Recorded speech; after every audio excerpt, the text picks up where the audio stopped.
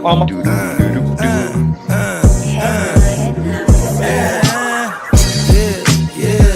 the shit, finna call a blitz, make you call it quits. I can execute the plan on improv off script with my brothers from another living color with the skit.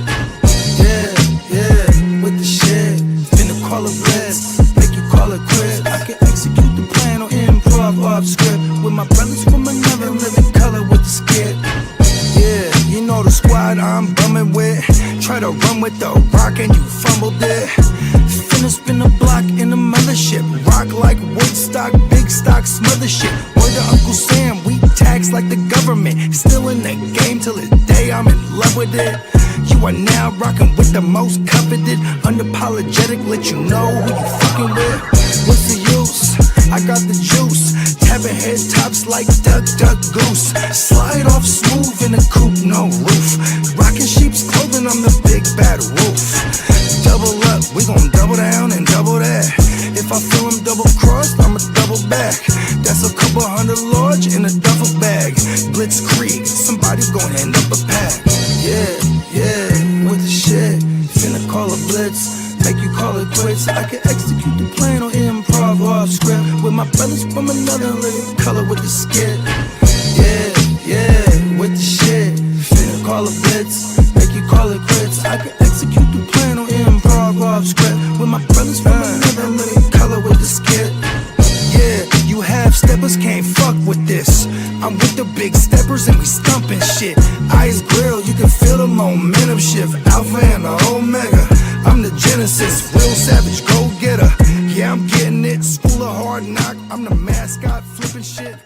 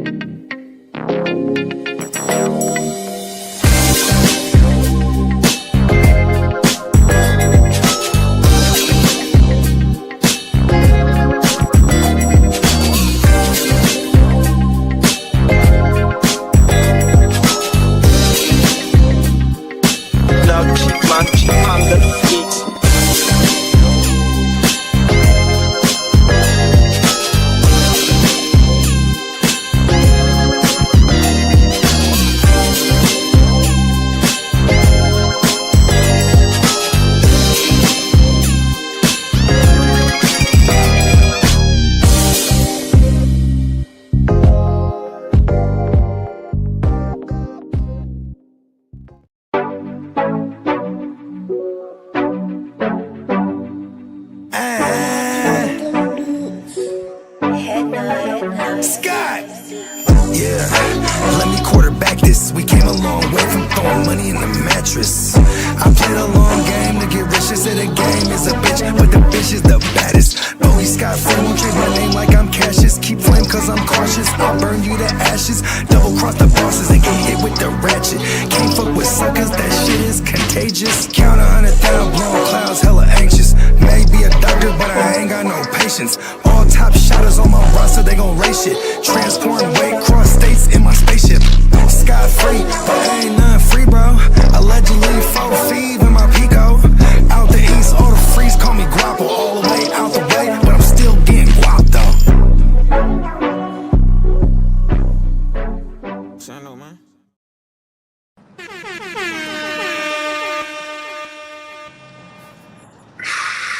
Yes. Hey. Happy birthday, Tupac, y'all. Come on now. Happy birthday, man. Hey, look, I was going to say, I'm not a dope MC and or lyricist or artist specifically. If it ain't for Tupac, man, rest in peace, Tupac. Happy birthday, June 1671. Yes, And happy belated to my mom's too. It's her birthday yesterday. That's how I always never forget. Right after my mom. Yeah. Happy birthday, Mama Bogues. Yeah, man. They came back from Reno yesterday, so I ain't seen her yet. You know what I mean? But my mom's always trying to gamble somewhere. But my dad always says, "Oh, it's Eid." I go, "Oh, what are you gonna do for mom's birthday?" Wherever she wants to go gamble. And my Come on now. dad, he calls himself a cheerleader. You know, I just go there, I got my drinks. I'm just, cheering her on. Like, there you go. You know what I mean? But yeah, man, we got the whole playmakers here today. Let's go. Sir. We in this thing. Jermaine. Gang in the motherfucking building, man. Yeah, you know what? Hey, look at right out the gate. You tune into a live Tupac's birthday edition of Sway. Yo,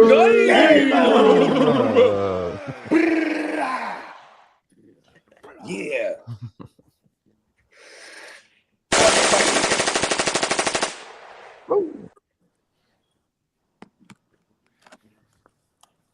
Pretty solid. Just been working on these rankings, y'all. Glad to be back again. I was topping it with Pops.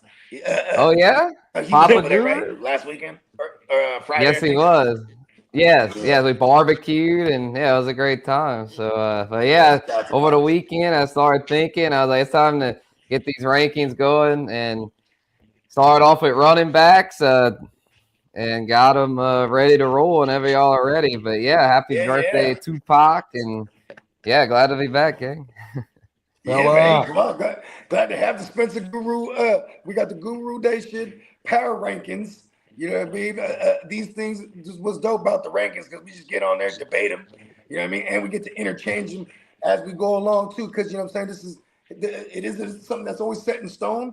This is why we fuck with Spencer Guru because you know what I mean. You'll see as the off season goes along and you keep updated. He always keeps his rankings updated. You know what I mean? Oh yeah, they fluctuate. I'm humble enough to admit that these June rankings are not going to be the final rankings. There's going to be some fluctuation as we get more news, camp updates, injury updates, time, especially these running back rankings with the potential timeshares, especially in that RB3-4 range. I mean, there's going to probably be all kind of movement. I feel like the RB1 tier is pretty set in stone, but then like the mid to late RB2s, there could be some movement there. And then anything below that is just kind of – those guys have to earn it. Those guys like Tuten and whatnot, like they've got to earn their spot, and we'll see if they can do so here this summer and heading into the fall.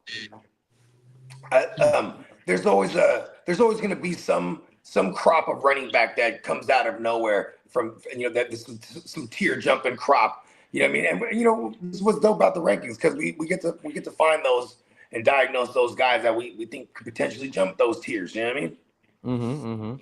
Fact. Like a Bhayshul Tuten, for example. I like that example. Like if he gets the gig, wherever I'm sure we're going to be drafting him late, right? Later. Yeah. What up, Derek? Shout out to Derek, man. Alas. The chat's lit today. Oh yeah, Albert up in there, Derek. Yeah, we got all the whole Prime One's in the house. Prime One. What up? What up? It's fucking lit. Alas. Yeah. Matty Law. What up, Matty Law? Yeah, man. Shout out to the Law. Hey, look at this. Yeah, bro. This out too. Kicked it with him in Vegas. I wanted to thank everybody so far that has purchased me and Franco's new joint produced by Prime One's called the Cargo Colt. You know what I mean? We got it going direct to consumer. You know what I mean? Shop Prime One. You know what I'm saying? Also, another announcement I wanted to make. We did drop another EP over the weekend. Shout out to my brothers Triangulum and Block. You know what I mean? This joint's called The Trifecta. You know what I'm saying? Also on Shop Prime One. You know what I mean? Here's the other thing, too. Everybody that's already purchased and everyone that's going to purchase now moving forward, you guys are all entered in my giveaway. We are be giving away some merch.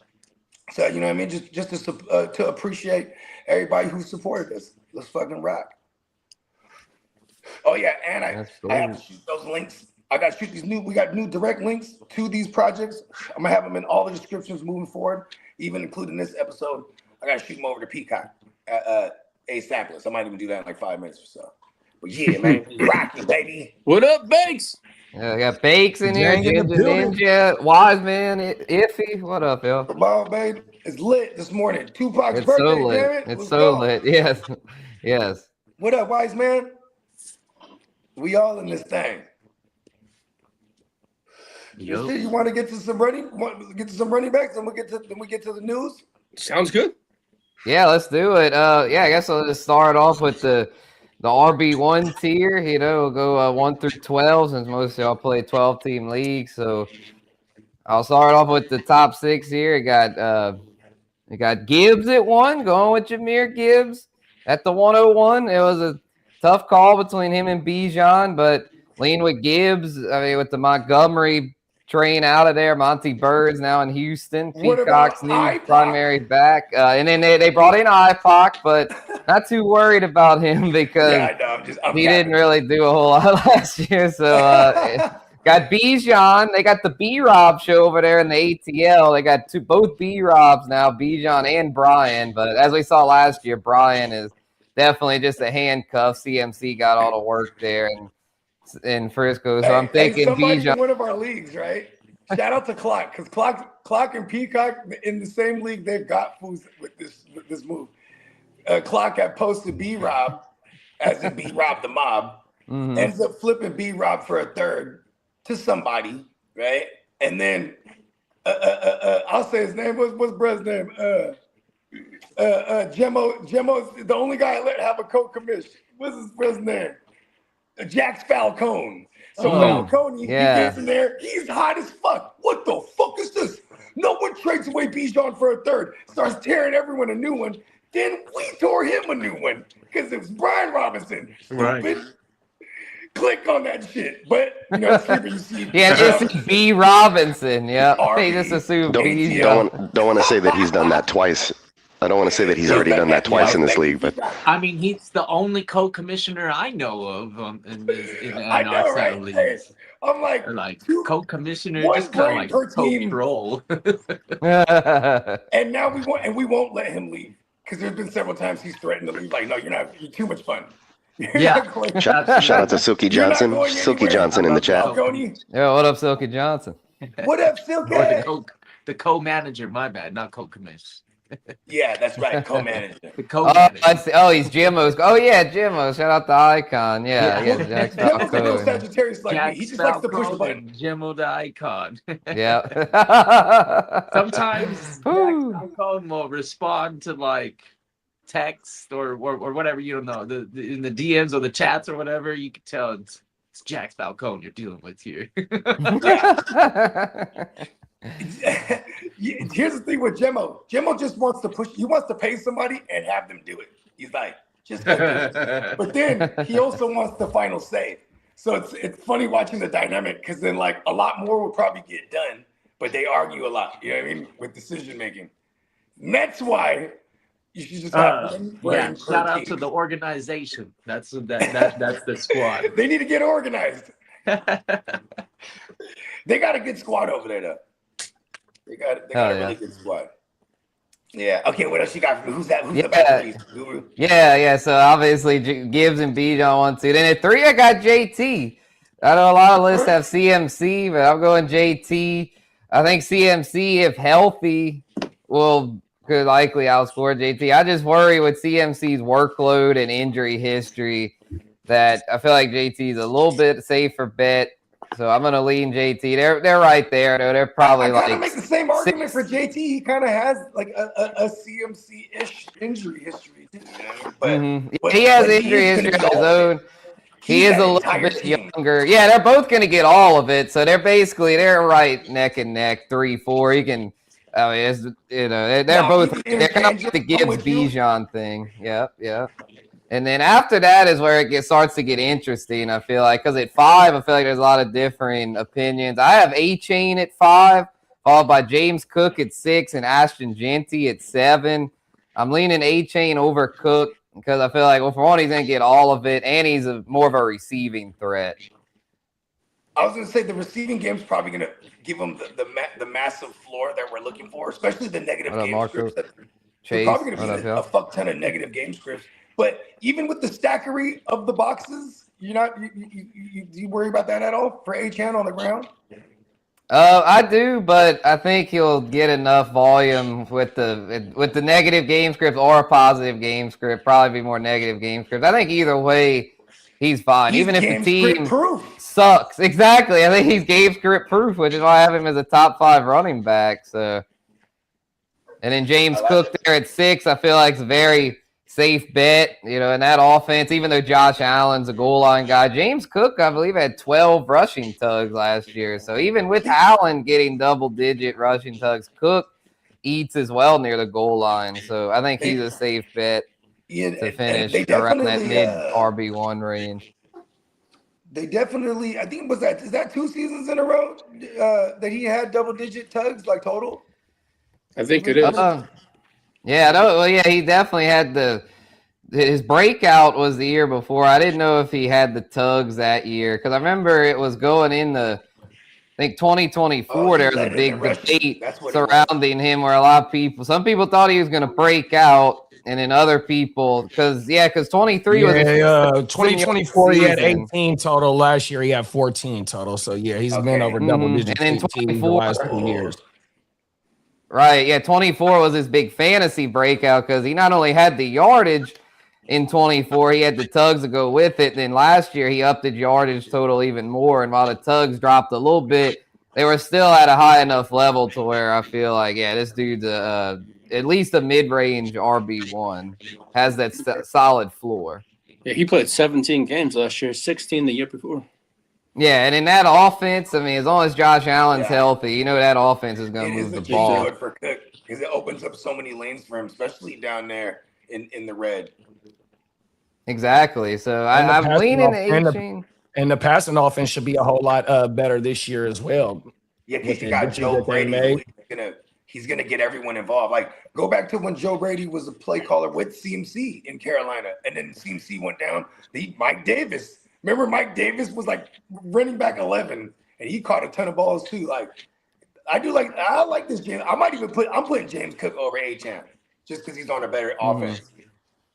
Yeah, I can see it. I mean, I think in PPR, A-Chain definitely has the more receiving upside, but Cook, I would think will score more touchdowns and could outgate him to where they're also neck and neck. I'd say 1 and 2, 3 and 4, and 5 and 6 are all like very close. You could flip them. I wouldn't be mad if it was like Bijan Gibbs, CMC, JT, Cook, HA. Like, I wouldn't even be mad at that, even though I have them all opposite.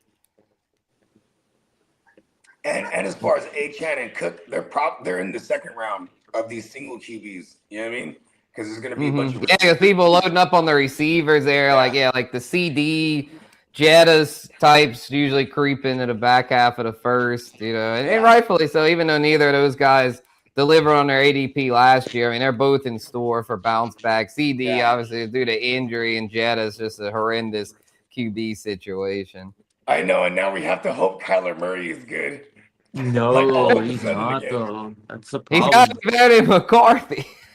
I don't know about that. That might not be a true story.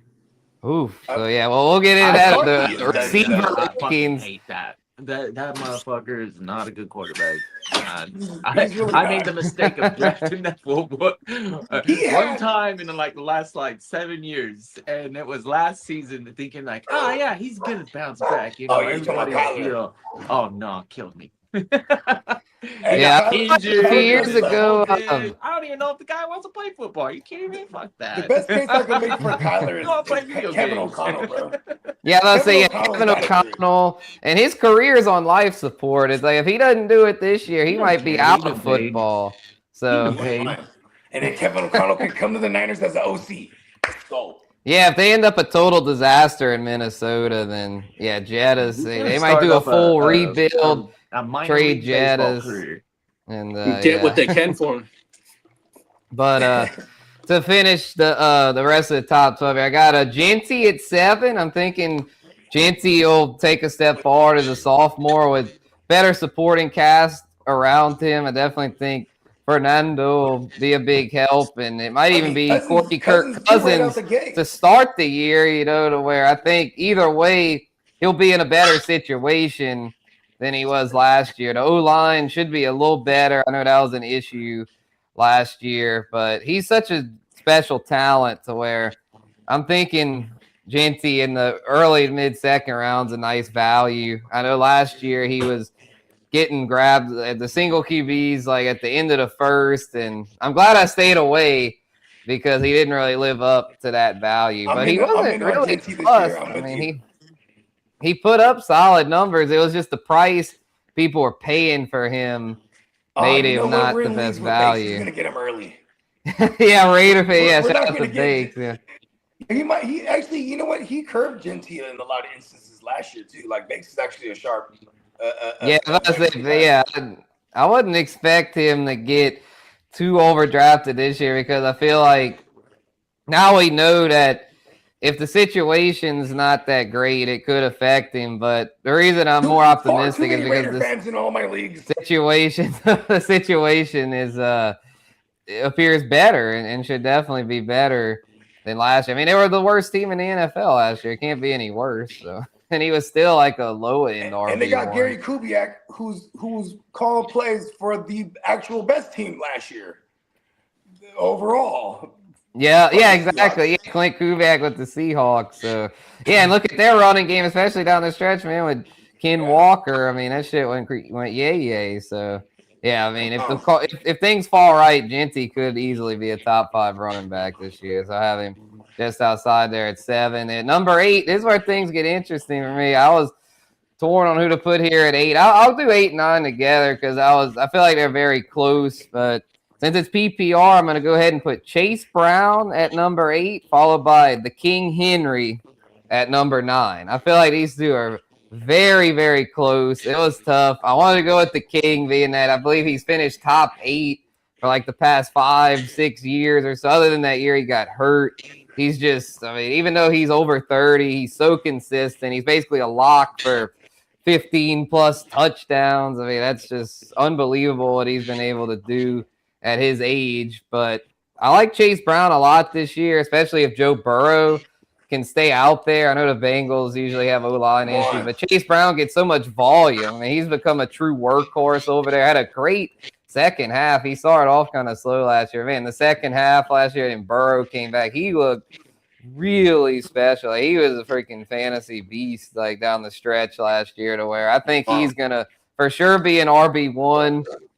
And the King Henry, man, you got to give him his respect. I know every year people want to write him off and say, oh, he's going to fall off big this year. He's not an RB1, but he's shown that he can still do it. So until he shows signs of decline, I'm not going to disrespect the King. I think the King will once again be a steady RB1 despite his lack of pass catching upside. Tractorcito. He's in my top 5. And top 5. Wow. Okay. Yeah. Even in PPR? I have Jainty in the top 5. I got Henry in the top 5. And then one person that's not on your list that I do have up there too is Breece Hall. I think he's just gonna get so much work. You can't ignore it. And I'm not really afraid of the other dude, Allen. Braylon Allen's gonna get touches, but if we're actually improving as an offense, Breece Hall is gonna be the focal point. It's just gonna be it. Like we're dealing with Geno Smith and a lot of receiving options, but the second option is going to be oftentimes that dump off. Breece Hall is going to get a lot of fucking catches again. I can't wait. There was that one season where he had like the 84 targets and 70-something catches. That's the type of PPR action that I'm banking on out of Breece Hall this season. For sure. That's music to my ears, kid. I got him in my keeper league, so I hope you're right on that. I actually got him and King Henry in that league. Those are it's a 6-keeper league, and I got those two along with a gang of receivers. I got CD, Puka, and Drizzy Drake London. I'm loaded over there. My drafting style is wide receiver heavy. And these running backs aren't often on my squads for redraft. However, I have to respect like the projections of some of these squads. Like Derrick Henry is, goddamn, like he's so consistent. That's why he earns that top 5 spot for me. And then Jainty, sophomore season running backs are like hits. Fucking smash hits. Genty, I think, gonna have a huge season. And then CMC, man, he got a lot of work coming off of that injury. So I'm kind of scared. So much work. And then you got to respect Gibbs and Bijan, though. Them two are like clear two top favorites to be the 101. Mm-hmm. Yeah, I see. So your top 5 then would be, Gibbs, Bijan, Genty, Henry, and Breece. No, I still value Cook.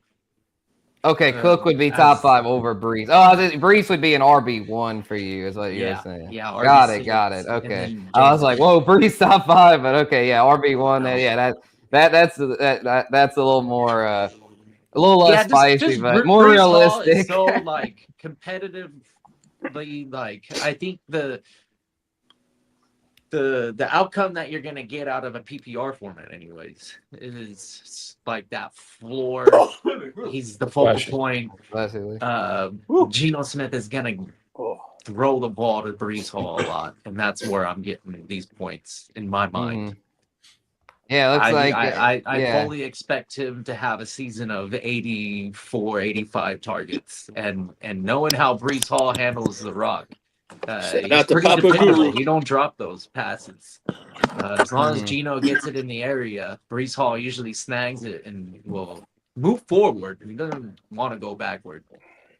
Yeah, he's a solid back. If Bakes was saying like that, he feel like Tyler Linderbaum, who now is going now with the Raiders, one of their big addition to beef up their O-line. He's wondering if losing him will affect King Henry. I mean, I feel like King Henry's just such a safe bet to where even if the O-line's not quite as good, I gotta give the King his respect. It goes back to your same argument with a James Cook. The fact that James Cook got a stallion in the, you know what I mean, as a signal caller. You know, Henry's got Lamar. Just a galloping, and then this guy has Lamar. You know what I mean? So like, you know, I think we've seen that even last year without Lamar, because he missed a handful of games. And both technically, on paper, we're expecting both of those quarterbacks to have a little bit better receivers to throw to. So I don't know. Technically, you can always use that as an argument against these running backs, but I'm telling you, Cook and Henry should be on everybody's radar as I guess your RB1. I don't know. To me, Henry is the easy buy because the price point. People are just always always passing up on. Always scared of the age. I'm not. I'll take them all day. Pause on all that. Good pause. Drafting business. Although my style this season, I have to stick to it. I've been saying it, and I swear I'm gonna stick to it. If I can fire off 5 wide receivers in the first 5 rounds, I'm doing it. I'm gonna do it. You better beat me to it. You get those receivers, man. Yeah, because then you can get the later running backs like the Tutens, the Tony Pastas, those ones that could Money Gang, DeAndre Swift, but while everybody's grabbing their running backs and quarterbacks, I'm just gonna be focused on best wide receiver on the board. For sure. Yeah, let's I gotta to finish all the top 12 here. This will be music to Lee's ears. Omari and Hampton at number 10. I think Omar Hampton's gonna have a big year. Big sophomore year. Kitteh was just saying about sophomore running backs having big years. So I think he'll do well this year, assuming he can stay out there.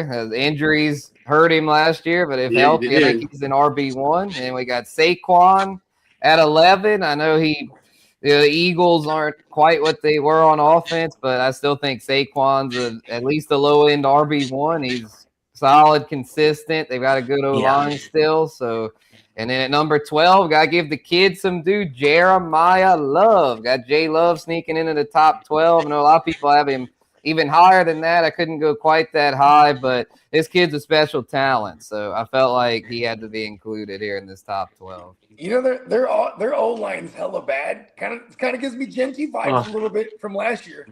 Yeah, Jinty last year was going higher, I believe, than RB12. Whereas I think if Love's price stays in that like late second range, I'm okay with that. But if he creeps into the early second, late first, I'm not buying him there if he goes that high.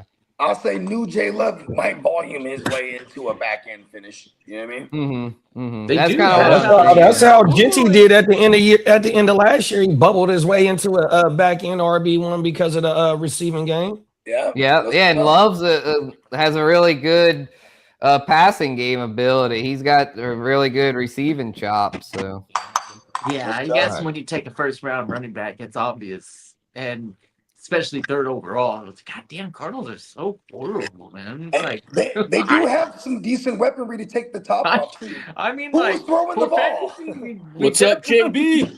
We definitely like What up, JB? But that's Stay tuned live. See you tonight. Vallejo in the building. What up? Michael Wilson had that breakout. I don't know how consistent that's going to be here from here on out. I don't know. Yeah, the beef brisket's probably going to start at QB. Brisket, he was slinging it last year. He was slinging it. Contract straight away. He's a little iffy on that one. Yeah, because we want McBride to still pace his, projections and history. So keep Brissett throwing the freaking McBride 180 times. That's awesome. We also got the Ginsu over there. If Brissett ends up flaming out, we got the Ginsu and Carson Beck.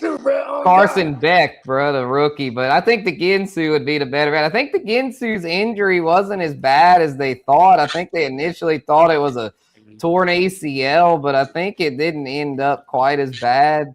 Yeah, it wasn't bad like Mahomes. Right, because initially they thought it was an ACL, but yeah, his ACL was spared, so he avoided needing surgery. He entered free agency at full strength. The guy must have high IQ for football, because I don't know after all these reps and what his value actually has on that field, unless you're doing a full take and then.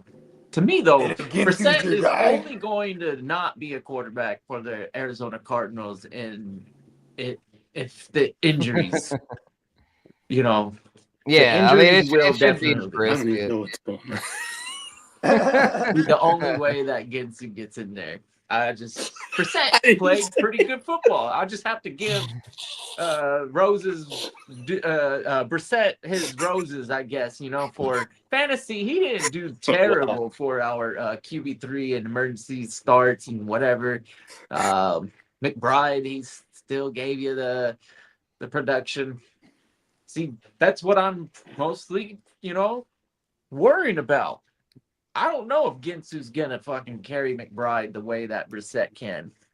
Well, I think Brissett should be in there. I mean, I would think they'll work out the contract just because this is a big opportunity for him. This is a big opportunity. Yeah, we broke down this. We broke down the pay situation in Arizona. Ginsu only getting $5 million, Brissett only getting $5 million, and Carson Beck, his deal is 3 years worth of total of $5 million or some shit like that. So Brissett only need another $1 or $2 million, and he gonna be happy.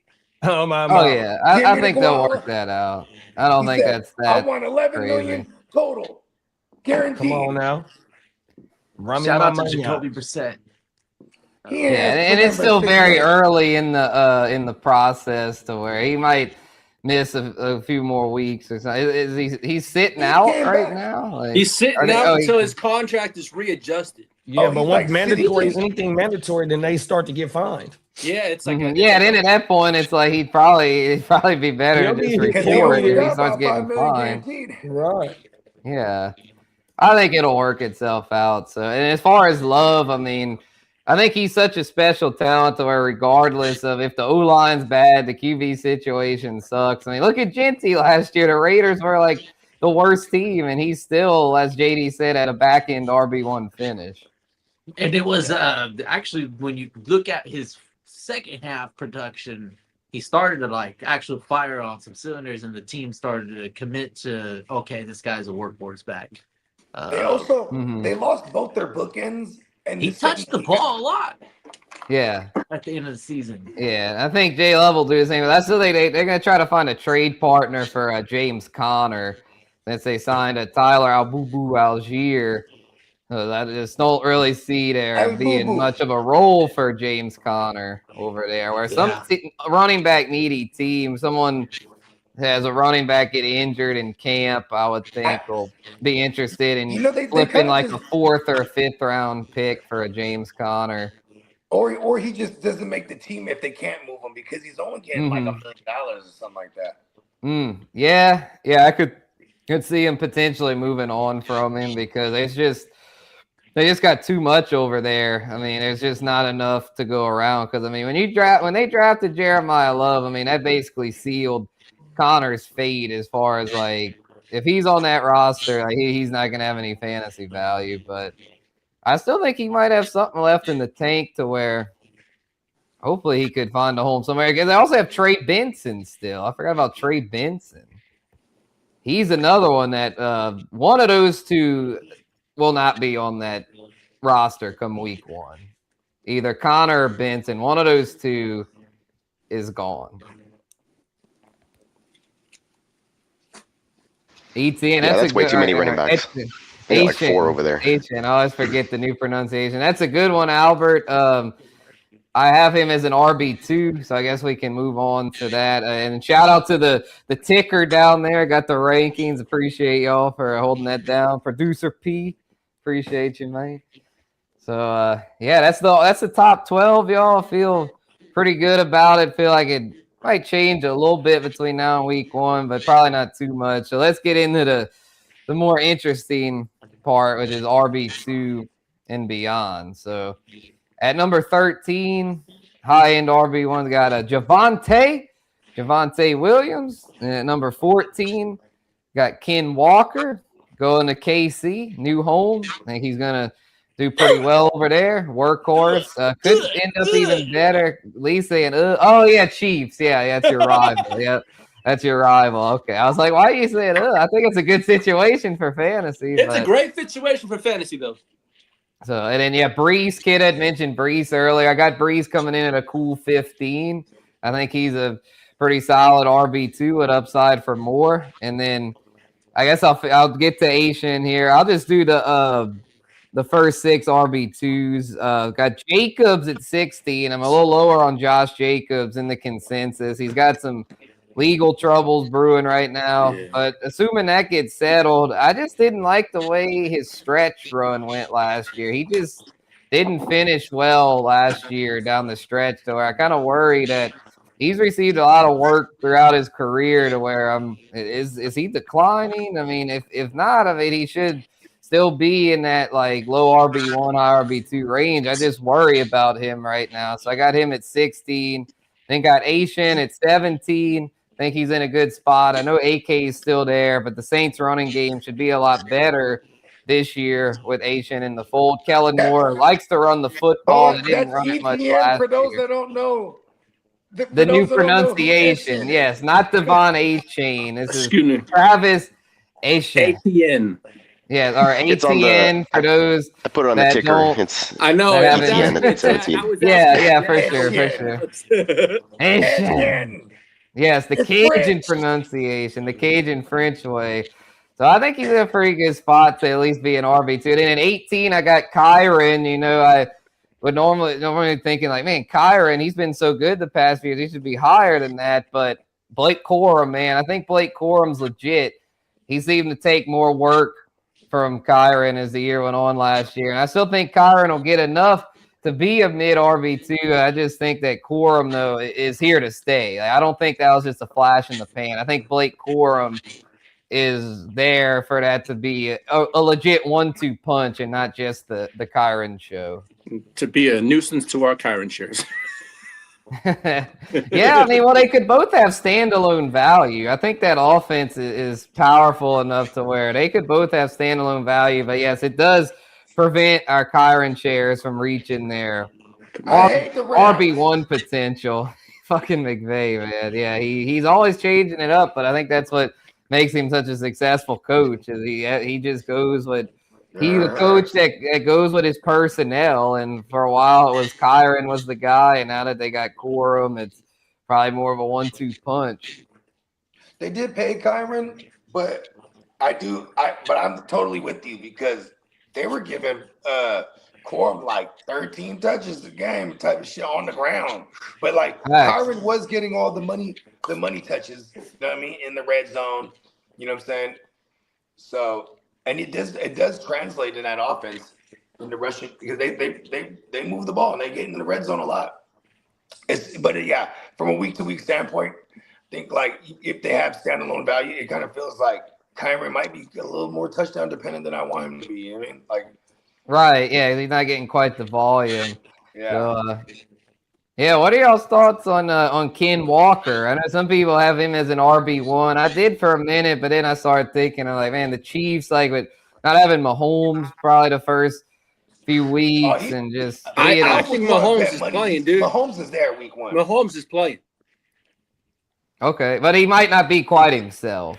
He's not going to be the Mahomes we know of. But and I think they might lean on the run. Yeah. Here's the thing: the last time the Chiefs had a run game was when they had Eric Bieniemy. He's back in the building. Oh now. Yeah, he's back. Yeah, that's a good point. He's back as their OC even too. So I do like Ken Walker quite a bit. I just I just don't want to overpay him. Like he's right. Yeah, that's why I got him at a cool 14. Because I feel like I feel like a lot of people are gonna be, oh, Ken Walker, the Chiefs, and they're gonna scoop him up in like the second round, and I'm just like, man, that's crazy work. Yeah, I can't do that, man. I can't do. I think I would love to have Ken Walker later. Yeah, late third, early fourth, I think would be good for him. Now we're talking, right? I'm like, that's value. Go receiver, and I would love to crack off my running backs, my RB1 with a Ken Walker. They do have another guy over there that they drafted, but I'm pretty sure like he'll get into the fold eventually. But like Ken Walker's their guy, they paid him. Yeah, exactly. Yeah, the kid from Nebraska. Yeah, I think his name was Emmett Johnson. Yeah, that's what they got. Yep. Yeah, I think he's pretty legit. But yeah, Ken Walker's that dude, at least for most of the year, I'd say. And I think maybe he's going to get majority of it as long as he can stay healthy. Because that's another thing about Ken Walker is like he definitely has a riddled injury history. And Javonte, man, what are y'all's thoughts on him? Do y'all think he's legit? I mean, I have him just outside the top 12, and in that offense, I mean, Dallas theoretically could have a top. You could say they could be the top scoring offense in the NFL. I mean, with freaking back there, the CD, Pickens, Fergie, their O line's good. I mean, they're cooking. They're cooking on Javonte gets all of it. Let's fucking go. That's what I'm saying. If anything, I might be underselling Javonte. What was Javonte last year, JD? RB6? 12, I think. 12? Okay. 12, 11, something like that. There's been a lot of 8 to 12 is 8 to 12 as a finish for Javonte. Shit. Think about it. If it all goes well for Javonte, I think he can finish higher than a Genty even. You know what I mean? Okay. I just swap him with Genty. Like but I do like the Kirk Cousins there and the whole Kubiak thing and the better O-line. I do like, and think he's going to get most of the work. So I do like Genty there, especially in year 2. But how about this? Javonte's workload and his work in the passing too. Even if it's not the high volume, he's super efficient. You know what I mean? Yeah, here's a versus for y'all. Javonte or Saquon? Ooh. I would always just wait on and take Javonte. I don't ever like paying up for Saquon because his name brand still gets him going in like the mid-second round. You know what I mean? Maybe that's a good point.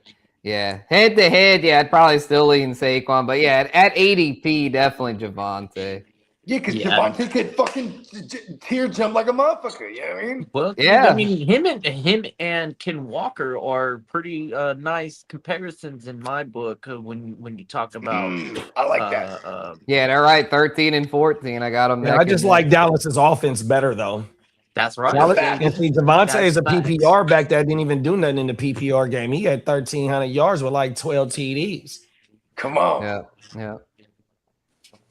Yeah, your Cowboys looking good this year, Derek. I gotta admit it.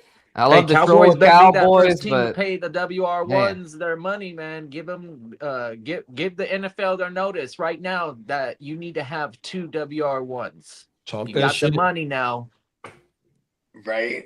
Yep, and Philly just traded AJ Brown. Where I don't know about this Philly offense, man. I think Saquon's still solid, but man, I don't know Philly, man. I feel like they're kind of trending in the wrong direction.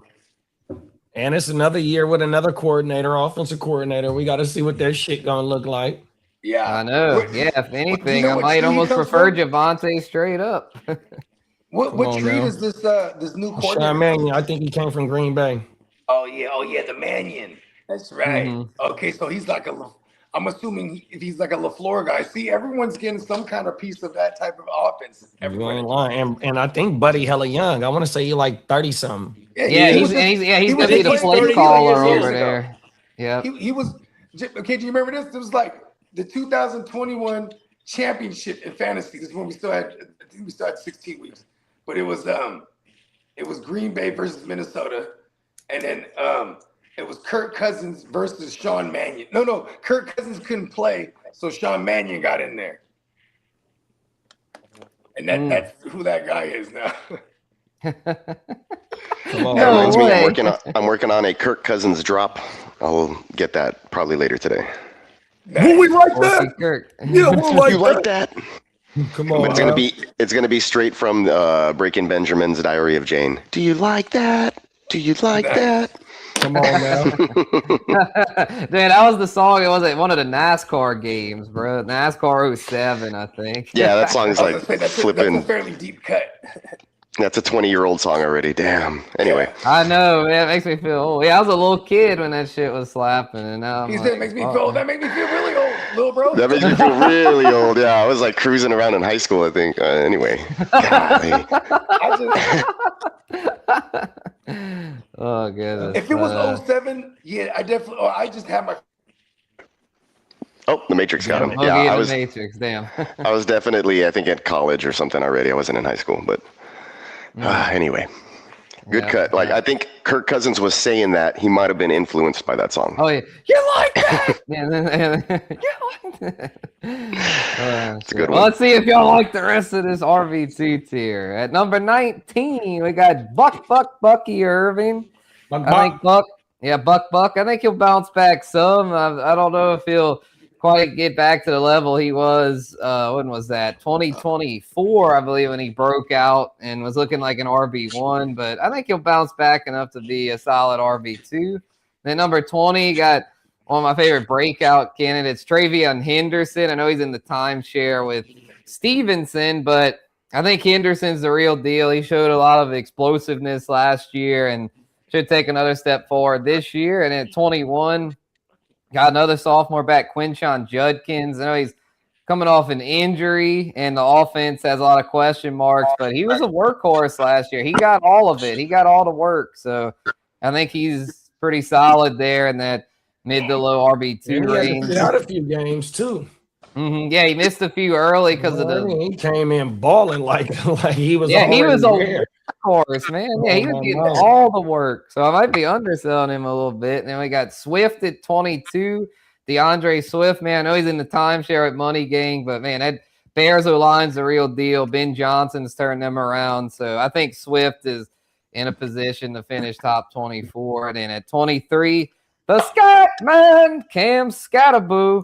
Got him at 23, another one coming off injury, but he showed a lot last year. That offense should be a good bit better with Harbaugh over there. Should be the lead back for the Giants. And then at 24, Monty Burns, David Montgomery going to Houston. And he should get all the work over there. No more Sergio Mix-a-Lot. It's Monty's time to shine over in Houston. Woody Marks was okay last year, but definitely not a workhorse to where I think Monty Burns going to sneak a top 24 finish. I like it. Look at old Monty sneaking up in there. Yeah, native Texan guy. I like that call also. Woody Marks is not going anywhere, but he definitely can't carry the workload. We saw him leave almost every game last season once he took on the full workhorse role. We had to have guys like Jawar Jordan and, just random dudes off the practice squad elevated in times because he was dealing with knick-knack injuries in his shoulder and his ankle last year. Albeit, though, I mean, once he got injured and came back into the game, he was almost guaranteed to score a touchdown after that point.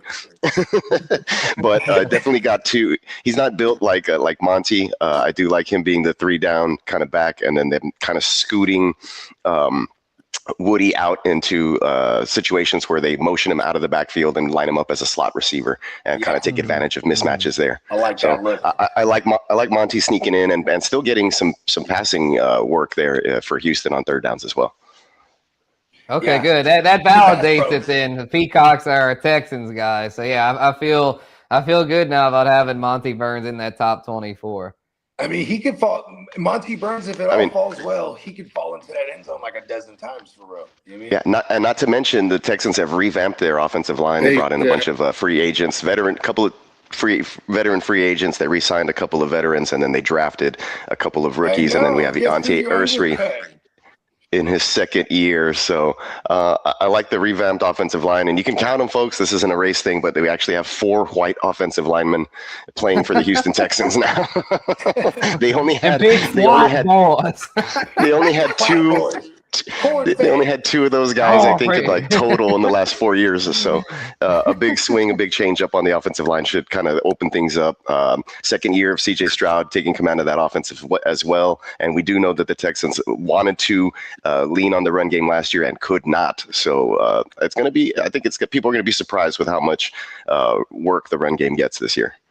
Yeah, Monty definitely a big upgrade over Nick Chubb. I'd say Nick Chubb looked totally washed, and then Mix-a-Lot just could never get out there. Thinking him and Chubb, their careers are probably over. I don't see those guys playing in the NFL again unless they can somehow. Well, Chubb for sure. I think Chubb's knee just is too messed up. Yeah, word on the street with Mixon was like stem cell stuff for his foot. They went wrong on his own that he didn't take care of with the team. That who knows, right? So no idea really what ended up happening with him. Yeah, because it looked like he's on the list. Like, he'll be back after like 6 weeks, and then it just never came back. Almost reminded me of the Ayuk situation. Yeah, only the thing with Joe Mixon is like he might not even get cleared to play football ever again type of shit. That's the thing, yeah. It wouldn't shock me if him and Nick Chubb don't ever step on an NFL field again. But Monty Burns will. And if anything, last year not getting as much work might help him kind of rejuvenate. Like he'll get more work this year. It'll be a little fresher. After last year, kind of taking a back seat to Gibbs. 2 seasons removed he had like a mid-season injury. It wasn't last season. I think it was 2 seasons ago where he kind of they thought he was done for the year, and he played through it or whatever. He came back for the playoff game, but he was a shell of himself. He shouldn't have come back for that. He had to come back. Yeah, I definitely like running. I like running backs 2 years removed from major injuries. So this is a good full healthy offseason. Yeah, I mean the Texans. Y'all made that move pretty early in the offseason, which tells me that y'all have big plans for him. Yeah, it's like y'all targeted him because I think y'all are just so fed up with how last year's backfield situation went. So y'all are like, all right, we need to get a new workhorse, and so y'all chose Monty. And so I think he, if healthy, he'll sneak that top 24 finish. Yeah, Woody Marks is a 4th-round pick, albeit he was really good in college at USC where he played, and we talked about him a little while ago. He was good while healthy. He's not built, I think, to handle an NFL workload like that. So, the Texans are really looking forward for that last season. They couldn't lean on it, not to mention the big old offensive line mix-ups and injuries just down the line. It was just hard for them to lean on a run game in the playoffs. And when you're back there and every play it's C.J. Stroud dropping back with a horrible offensive line, and you saw the results, when they played really good defenses late in the season in the playoffs. I do really like. Got to fix those things. I like the fact that it's the second year where what's Brett's name from the Rams? Nick Caley. Yeah, Nick Caley. Yes, I'm very consistent. I always say I'm just a big fan of continuity. You know what I mean? Yep, second year as the play caller. Yeah, that's good because CJ Stroud's been through a gang of play callers, which is probably kind of hurt his development. So I think it's very important that y'all kept the same play caller.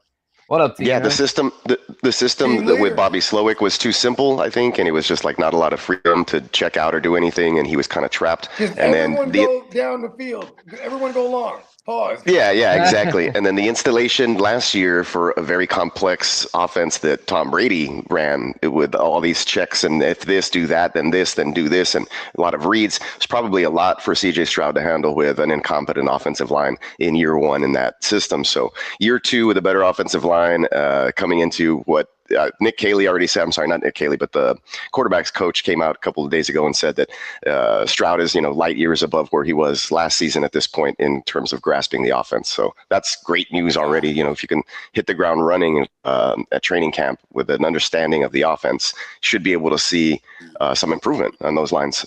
Because there was pre-snap motion, a lot of other things installed that we didn't see from the Bobby Slowick era, that there were some improvements, but there was a lot of things where it's just like, he snaps the ball and there's an defensive lineman immediately sacking him. And sometimes those were his issues, like not seeing or checking the play, and the same thing with the communication with the lineman. So I feel like getting all those basics down, and that's just the simple stuff, should be able to run a play without, fumbling the football or being sacked immediately, which is stupid things that the Houston Texans, just can't have. All they needed to do was be mediocre. And I think, all of the rookies that were forced to play last season, a lot of the injuries, and then everybody being new with that offense, just it was a recipe for disaster, even though the defense carried them late into the season. Yeah, with that defense and an improved offense this year, should be a lot of happy H-Town huddles, I would think, this fall.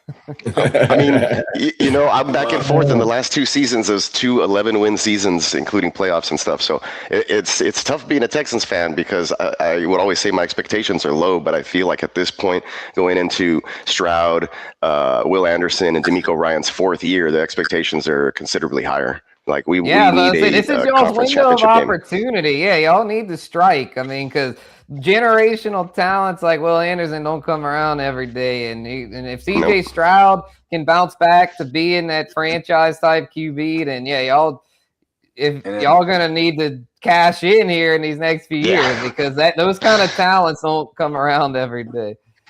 Right? Yeah, and one more. We have bodies there now. Yeah, exactly. Danielle Hunter.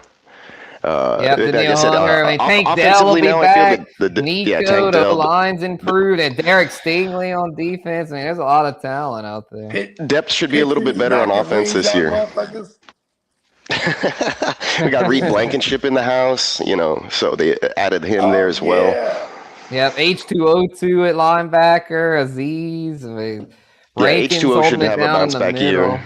Yeah, Jalen Pittry, he's an IDP guy. Caden Bullock, Kamari Lassiter, and fucking Stingley. That's secondary nasty, bro. It's nasty to say the least, right? Yeah, that edge duo and that secondary makes it to where the linebackers can pretty much just sit back and chill. Like they don't H2O2 and Aziz, y'all aren't under a whole lot of collect pressure. Tackles. Well, I mean, I don't know. Yeah, just collect tackles. H2O needs to learn to wrap up. He needs to learn how to cover and wrap up. He's a little over aggressive. He knows how to hit. We lost 2 games last year where he hits Baker Mayfield, doesn't wrap up, and then Baker scrambles an extra 20 yards. They kick a field goal and we lose. Like, come on, man! It was a 4th down sack right there, bro.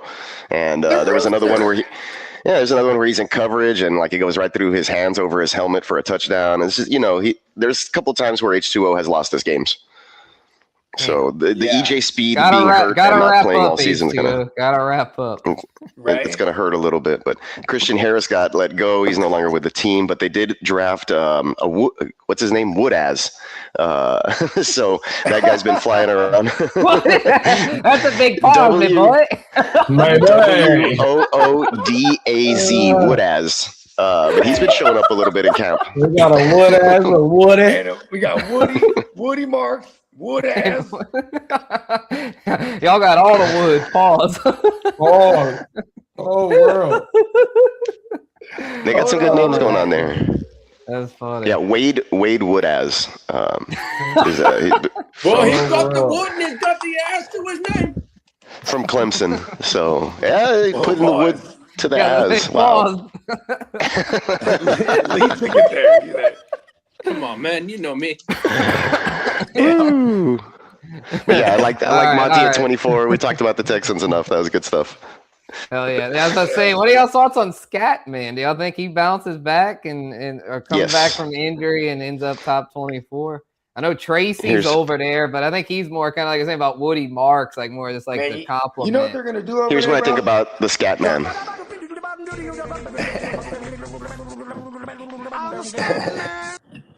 Well, the Giants did say that we're going to lean on the run a lot more this year. Yeah, I was just about to say that because, like, John Harbaugh, he's going to go in there and treat this kid Dart like a rookie. He's going to be like, all right, kid, you're starting over. You know what I mean? And the first thing they're going to do is lean on that run game. Mm-hmm. And, like, I mean, shit, their main weaponry, too, he's wounded right now. Right?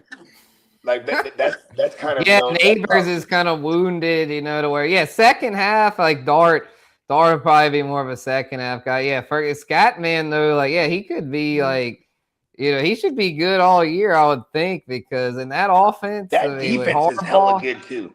Yeah. Who's the OC over there? Because Harbaugh, I don't think calls. But Matt Nagy. Our old pal Matt Nagy's the OC for the Giants. So I guess that's okay, you know, because Harbaugh. Yeah, Nagy's okay. I mean, he's not Nagy like with Montgomery. That like moved true. And I Cohen. We've seen him have some guys. Mm-hmm. So yeah, I think the key for Scatman will be it'll be the volume, if he can get enough volume, because Tracy's still over there, and Tracy's no slouch, but it seemed to me that before the Scatman injury, those 3-4 games before the injury, man, he looked like he was taking over. So as long as he's healthy, scatterbrain. Yeah, as long as he's not too scatterbrain, like I don't think scatterbrain. He'll be the guy there, but you called him the scatterbrain? Is that what you called No, him? Peacock putting the thread Cam scatterbrain. Oh yeah. Nice. And then he uses his head like a battering ram. That's what I'm saying. I'm like, I think he's got upside, but I don't want to rank him too high because I'm just like, man, this dude, like the way he runs, I'm just like, this motherfucker. It almost reminds me of, I hate to say this because I really hope he doesn't end up like this, but y'all remember Rashad Penny? I was like, Pacheco. I was like, Rashad Penny, bro. Like Rashad Penny. He couldn't go 4 games without an injury. He was good when out there, but he sucked for fantasy because we'd always draft him thinking like, oh, this is his year to stay healthy. And he'd never stay healthy. He'd always end up hurt because he'd run like a freaking battering ram. He got hurt. I was at the Saints game for work against the Seahawks back, I think it was like 23 or 24. Yeah. It was, I think, Penny's last year, and like he was having a strong start to the season. And then this dude just does some crazy move or something, like plows in and flips up and then like tears his ACL. I'm like, dude, you run like a fucking maniac. Like, of course you're always getting injured. What was Brez's name? Scatterbo. When I first saw him run last year, I said, totally, he's a white Pacheco. Scatterbo. He runs like a madman. Hella angry. Just fucking angry as fuck, want to hurt everyone, including themselves. Yeah. He did get a few angry run award. I know that. Come on. Yes, Brandon. Yeah, I mean, I could see swapping Monty over having Monty over Scat. But I mean, I have them neck and neck. I mean, it's like. But to me, the injuries is what worries me about Scatterbo because of how he runs. Mm-hmm. But I think he's got the upside though. Oh yeah, I think the upside. Yeah, so I mean, maybe we move him down a little bit, but yeah, that's why I brought him up because I just feel like it was tough for me to try to figure out where to rank him because it's like some lists I see him, it's like they have him like as high as like 18, but I'm like, nah, that's too high, bro. So like I had him, like low RB2. John Harbaugh's gonna want to run the ball, control time of possession because he has a good ass defense that's gonna keep them in games, or even be able to help them defend leads. You know what I mean? Like, Yeah, and that's going to go hand in hand with the run game on the other side. So that's my case for Scatterbo. But yeah, of course, there's concerns. He's coming off of like a reconstructed, like fucking dislocated ankle or some shit, right? Like something crazy like that. But he was at that was a WrestleMania, lot. like he was at WrestleMania jumping around and doing all kind of shit like a few months later. I tend to believe he's gonna be all right. Oh yeah, he'll be all right. So yeah, let's I'll go ahead and do through 36, and I'll leave it at that for now. We'll do top 36. So we'll move on to number 25. We got a rook here at 25, Jadarian Price. He's only the second rookie on the list. This rookie class for running backs on the weaker side, in my humble opinion. But I think Jadarian Price is in a good spot. You know, he's going to be taking over as Seattle's lead back most likely, with Charbonnet coming off injury and Emmanuel Wilson being more of just a complimentary backup type back. So I think Price is in a good spot. He was basically the complement in college to Jeremiah Love. Both went to Notre Dame. So he'll be asked to do a bit more, especially early on if Charbonnet misses time. But regardless, even if Charbonnet's out there, I still think there's a role for Price. I mean, last year over there in Seattle, it was a 1-2 punch, Charbonnet, Ken Walker, and I would think it'll once again be a 1-2 punch over there, this time Price instead of Walker. And then at 26, I've got Bhayshul Tuten, the breakout candidate, you know, taking over as Jacksonville's lead back most likely. They did bring in Chris Rodriguez, but not too concerned about him as far as him being the lead guy. Or something. Yeah, I think he could just be kind of like the goal line guy that gets in here and there, spells Tuten when needed. I think Tuten will most likely start. My bad to cut you up. No, you're good. Chris Rodriguez, people are just going crazy because he played under Liam Combs in college, and he went crazy with Combs. So that's why I see. That's why people are attaching any kind of hype to Chris Rodriguez being there. You know what I mean? Mm-hmm. I like his existence there because it makes us get Bhayshul Tuten for cheaper, because he's likely the starter and the guy who I think could be a tier jumper. You know what I mean? Yeah, for sure. I think he could jump into the teens if it all goes right for them. You know what I mean? Yeah, definitely. I mean, Asian last year, ETN, as most folks know him as, was like, wasn't he an RB1? French Cajun. Exactly. Yeah, he was. Yeah, he was close though. I mean, he was a workhorse there in Jacksonville, and I mean that offense is legit. I mean, T-Law took that next step last year to where I think Jacksonville isn't going anywhere. I mean, the Texans, I just said they're in a good spot, but I think Jacksonville's also in a good spot. I think the AFC South will once again be a battle between Houston and Jacksonville, and while Jacksonville will throw it a lot, I mean, they're going to have to run it some, and it seems like Tuten will most likely be the guy that will be there. The rootinest Tuten is, yeah, we'll have to see how things play out. I mean, I could definitely see myself moving him up these rankings. I've seen some lists that have him a lot higher than I have him, but I'm not ready to do that just yet because, I mean, we're still early in the process. He's got to prove himself. He's got to get through camp and the preseason and be like, look, bro, like he's got to show that he's the guy, because they also have the Chris Rodriguez and the other guy they drafted last year, LaQuint Allen, who got a little bit of work. LaQuint Allen, yeah. So it's he's gonna be the third down back. I read.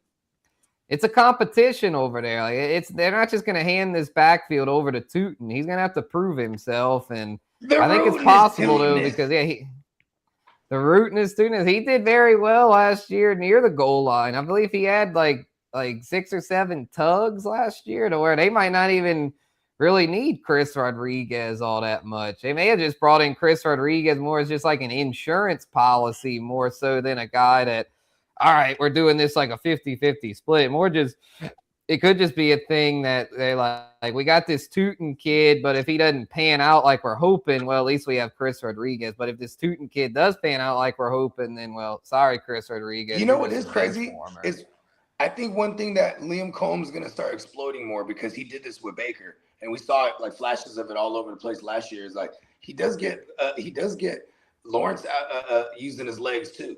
You know what I mean? And like, Lawrence really was unlocked last year. Liam Cohen's fucking offensive genius. I mean, Baker was a top 5 QB under him. T-Law down the stretch last year was a top 5 QB. Liam Cohen is a freaking offensive guru. Yeah, and once again, I don't mind being a broken record with some things that I really stand on. I love the continuity. You know what I mean? It's a year 2. They should be better. And Bhayshul Tuten is the guy that this regime drafted. So, you know what I mean? In training camp, this is when you'll see, like, when he's running with the team ones, and then you'll start seeing all these analysts start to move the rootiness, tootiness up. You know what I mean? Mm-hmm. Yeah, he had the better draft nickname. capital. The rootiness, tootiness. Yeah, he had the better draft capital, 4th round pick. Allen only a 7th round pick. So, yeah, I would think if he can hang with the ones and get the job done, then I would think when it comes to running backs, could be the tier jumper, as Bogey says. Yeah. So, and in reality NFL drafts, 4th round running backs, that's like the new 3rd round. You know what I mean? Mm-hmm. Yeah, exactly. Yeah, running backs not tending to go as high. So, all right, 27, we got Tony Pasta. Forget about it. We got him here, 27. You know, he's just solid. He had a thou wow last year on the ground, 1,000 yards. Should be a better offensive situation there in Tennessee. Tajay Spears still over there. The Caps Pollard's receiving upside, but as a runner, I mean, he's solid. I mean, he's nothing special, but he gets the job done. Where I think he's a very safe bet as an RB3. Then at 28, we got Ramondre Stevenson. I think he's here to stay. I know Henderson's the hot ticket, the breakout candidate, but Rahamador down the stretch last year was very involved, and he's probably the preferred pass catching option. Where in PPR leagues, he's a solid flex a lot of weeks. I think he's not going anywhere, and that offense should continue to be strong. Added A.J. Brown, Romeo Dobbs there for Drake May. So got Rahamador right up in there in the RB3 range, and got Jalen Warren at 29. Going back and forth between him and Rico Dowdle. I ended up leaning slightly to Warren just because last year, I mean, Warren was a guy that carried a good bit of a workload and caught some passes. I think it's very close with them, but I'm going to lean Warren for now. Then got Chuba Hubbard at 30, looking like he'll start the year off as the guy in Carolina. Could get some Jonathan Brooks later on in the year, I would think, if he can ever get healthy. But Chuba, I mean, he's looking like the starter over there, so got to give him some respect. And in 31, I got Dowdle. It's hard to say with him and Warren, but I'm leaning slightly to Warren because he's been there, you know, continuity. He's been the guy over there in Pittsburgh where Dowdle's going to have to earn his spot. But I think he showed enough these past few years of Dallas and Carolina last year to where he's no slouch. Like Rico Suave is here to stay, I'd say, at least as an RB3. I have him at 31, and in 32, got J.K. Dobbins. I think J.K., he's another one that has a lot of injury history, but I think if healthy, J.K. Dobbins will be the lead guy there in Denver. R.J. Harvey coming off shoulder surgery. I would think he'll be back for week 1, and he's more of a pass-catching guy. But J.K. Dobbins last year before the injury was doing his thing on the ground, and we know how much Sean Payton likes to run the football. Okay. I do have some thoughts here. I probably go ahead. I do like Rico Suave over Warren. And then I think we need to start paying a lot of attention to this kid Coleman, because like JK, he's probably gonna, as long as he's healthy, he's gonna start. But like he'll take a vacation at one point, and like Harvey, he might only got like a specific role that I think that Sean Payton views him as right now, and like this kid Coleman could be the guy who gets some of the early down work. Like if and when JK gets hurt or goes on vacation. Yeah, he was a 4th round pick, and they said 4th round's the new 3rd round. So significant draft capital invested in this Jonah Coleman kid. And he's a big kid, too. 5'9", 228. Woof! That's a big son bitch. Man. Yeah, and he's a do-it-all. It's a fucking bowling ball, bro. Shit. That's what I'm saying. I want to say he's from Stockton as well. Oh, he's from Stockton. He went to Washington. Okay. I want to say he's from Stockton. Stockton, stand up. Yeah, he is, yep. Went to Lincoln High School, it's saying, yeah. He's a West Coast guy through and through. Come on. So, I think he could be in a good spot. So, I might have JK a little too high, but I just think that when he's out there, like he's going to be solid, but we'll see how that one shakes out. This is where it gets tough. I mean, it's RB3 range. It's such a crapshoot with these committee backfields and whatnot. So, to finish it off here, the rest of the top 36 got Rachaad White at 33, have a Commandos backfield guy in there. It's hard to say him and Bill Krosky merit, but going to go with White, though, since we're talking PPR here. And White, even if he doesn't get the most carries on the team, he's going to get the most receiving work, I would think, in that backfield. So that counts for something. That gives him a floor. So got Rashad there at 33. Then Blake Corum at 34. Like I said earlier, I think Blake Corum's here to stay. I think he's going to have a standalone role over there, have some standalone fantasy value a lot of weeks. Not a whole lot of PPR upside, though, which caps him. If it wasn't for that, I'd have him probably a little higher. But because he doesn't really catch much, I feel like his upside's kind of capped in PPR. But if a Kyron injury were to happen, then you talk about a tier jumper. Was pretty nasty. That's what I'm saying. You talk about a potential tier jumper because, man, if a Kyron injury would happen, man, Blake Corum, as a top 12 running back for sure. That's a and fact. then Aaron Jones at 35. Minnesota, like a kid was saying earlier, with Kyler, could end up a rough year. But I'm still a believer in Kevin O'Connell. I think he's a really good play caller to where I think Jones, if healthy, could still be like an RB3. I mean, he's at an older age, though. Didn't have a good year last year. But J.P. Mason just didn't really take the reins over there. We were thinking last year would be the Jordan Mason year, but he just didn't really get it done, doesn't really offer much as a pass catcher to where Jones, even if he's not the best runner, he'll give you some PPR upside, kind of like Rashad White. And then 36, another guy that's pretty good for PPR there, RJ Harvey. We just talk about Dobbins. I could see where someone would say just go with Harvey. He's got the PPR floor. And then they also have that Jonah Coleman over there. So kind of a messy situation there in Denver. Washington, Denver, some of the tougher backfields to predict for fantasy, but that's there could be some potential values there if we can figure out who the guys are going to be. Facts. I do like the fun dart throw on the kid Claiborne over there. Oh, yeah. Was it Damon Claiborne? Yeah. I think he could do very well because if Jones gets hurt and Mason just stays kind of like just what he was last year, if I could bet on those two guys going on vacation, I would. Yeah, Damon Claiborne, bro. Yeah, he could be in for a nice season. So, yeah, I think he's one of those late round. Yeah, I could throw in a few late round dart throws here. Let's see what I have here. Yeah, I think some guys that could be nice. Jonathan Brooks, at Chuba, not really establishing himself as a true workhorse. Jonathan Brooks at the right price could be good.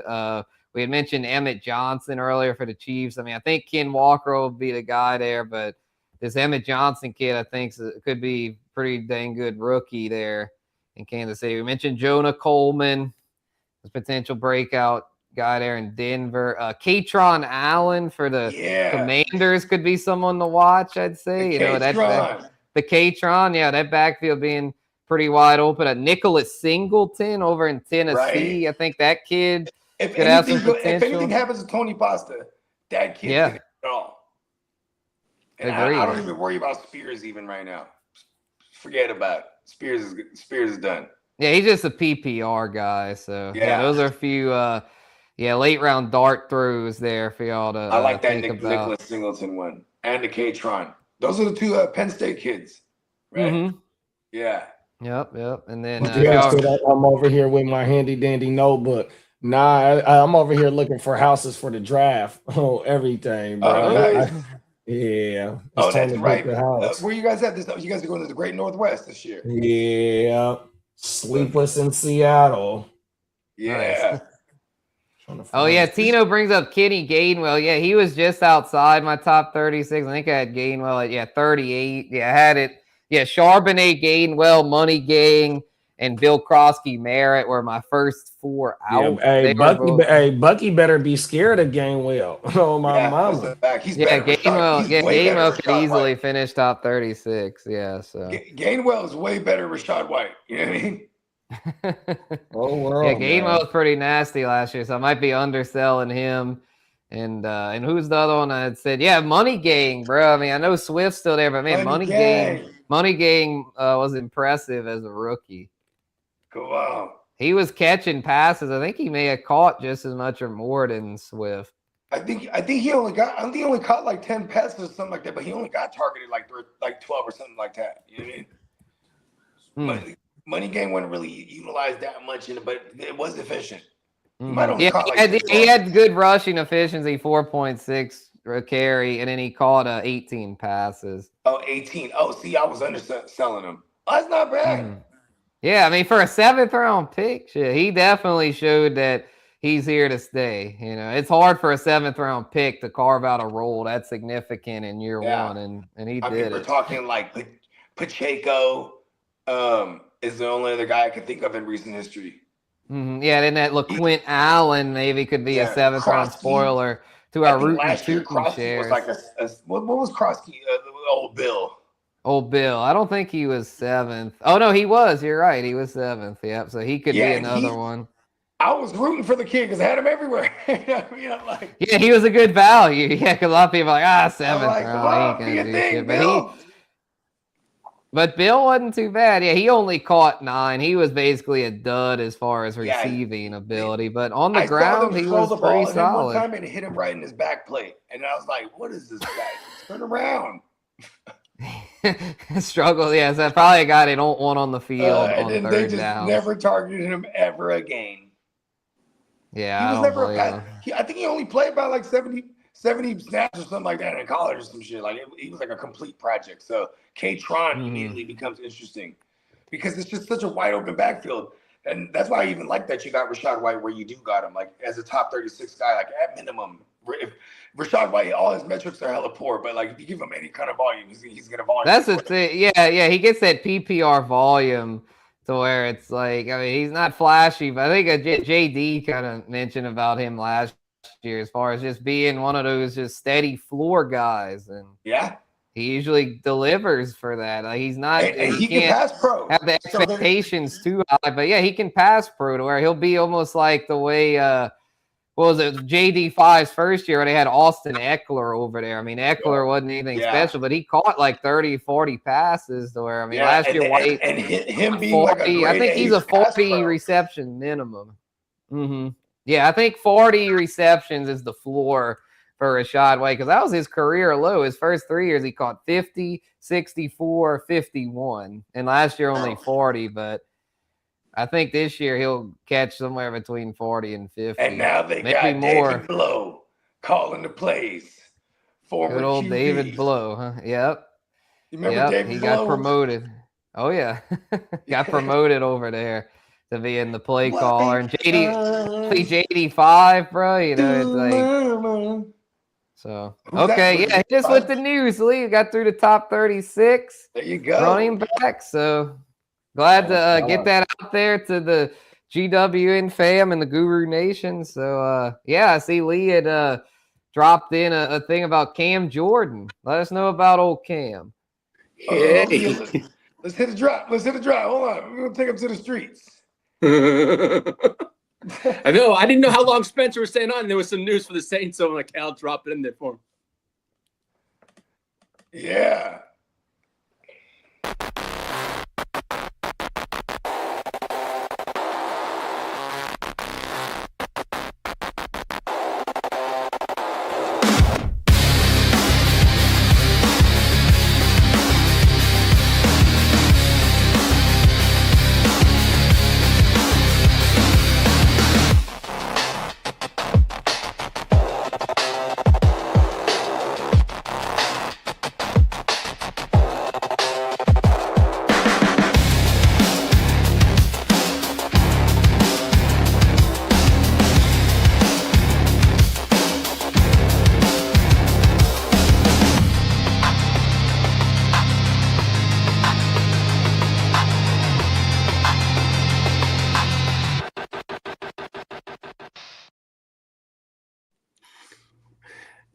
Good to have you back, Spencer.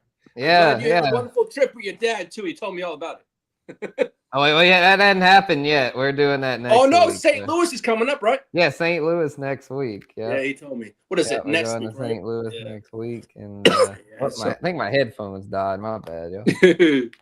No, But yeah, it'll be next week. And yeah, appreciate you, Chase. Good info. Yeah, appreciate you listening, man. Glad you found it helpful. Yeah. Good to have the rankings back. Yeah, Tino, hit us with that Cam news. All righty. Yeah, Cam Jordan is back with the Saints on a 1-year revised deal.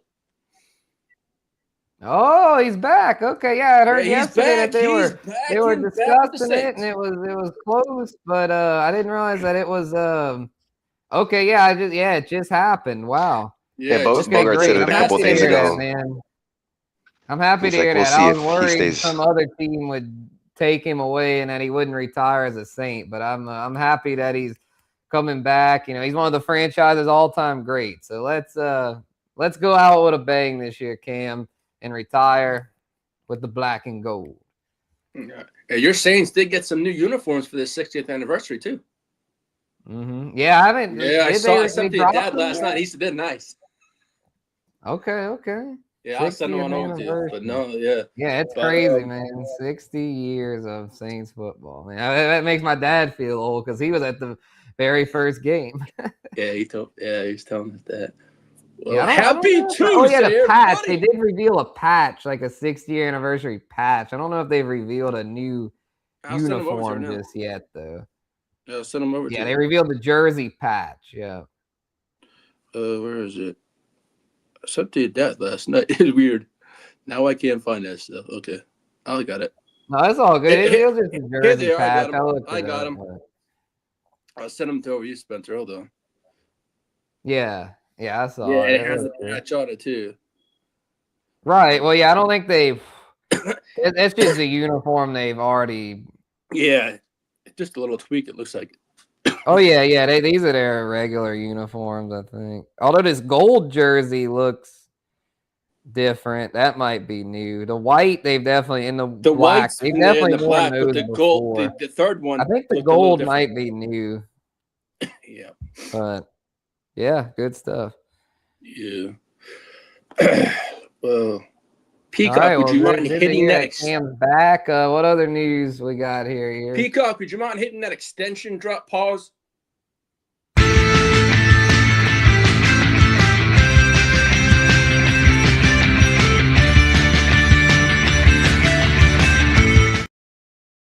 The New England Patriots are expected to extend quarterback Christian Gonzalez before week 1. So they're going to have a contract working on it right now before week 1.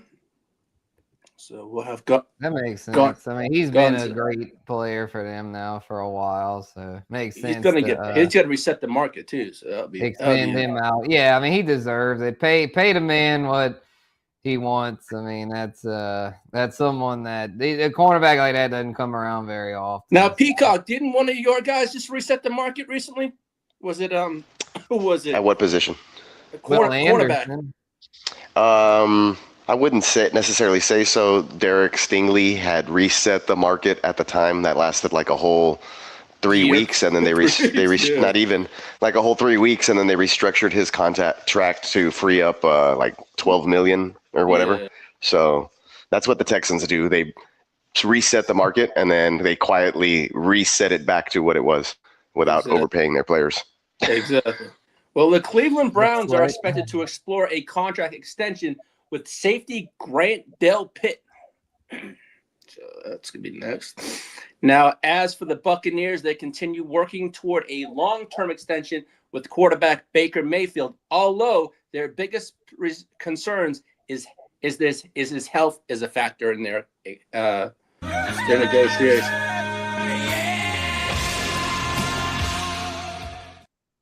Shout out to the Gang Green. The Jets have agreed to a 4-year, $66 million contract extension with guard Joe Tippmann. Give the man the money. Yes, sir. Pay the man his money. I can't do a Russian accent. What's his last name, Lee? Tippmann. Man. Tip. Tip, not tit. Tip. I said tip. What did you think I said, man? That's a big pause, me boy. That's a big. I don't have my ball shirt on, so I'm the record pool. Oh goodness. I still can't believe that one Peacock said earlier, wood ass pause. That was crazy. Hey, dude. No wonder he became a football player. He probably got bullied so much where he's probably like, I'm gonna show him. That's his name, man. Wood ass. Hey, Peacock, would you mind hitting that free agency frenzy? Free agency frenzy. Here we go.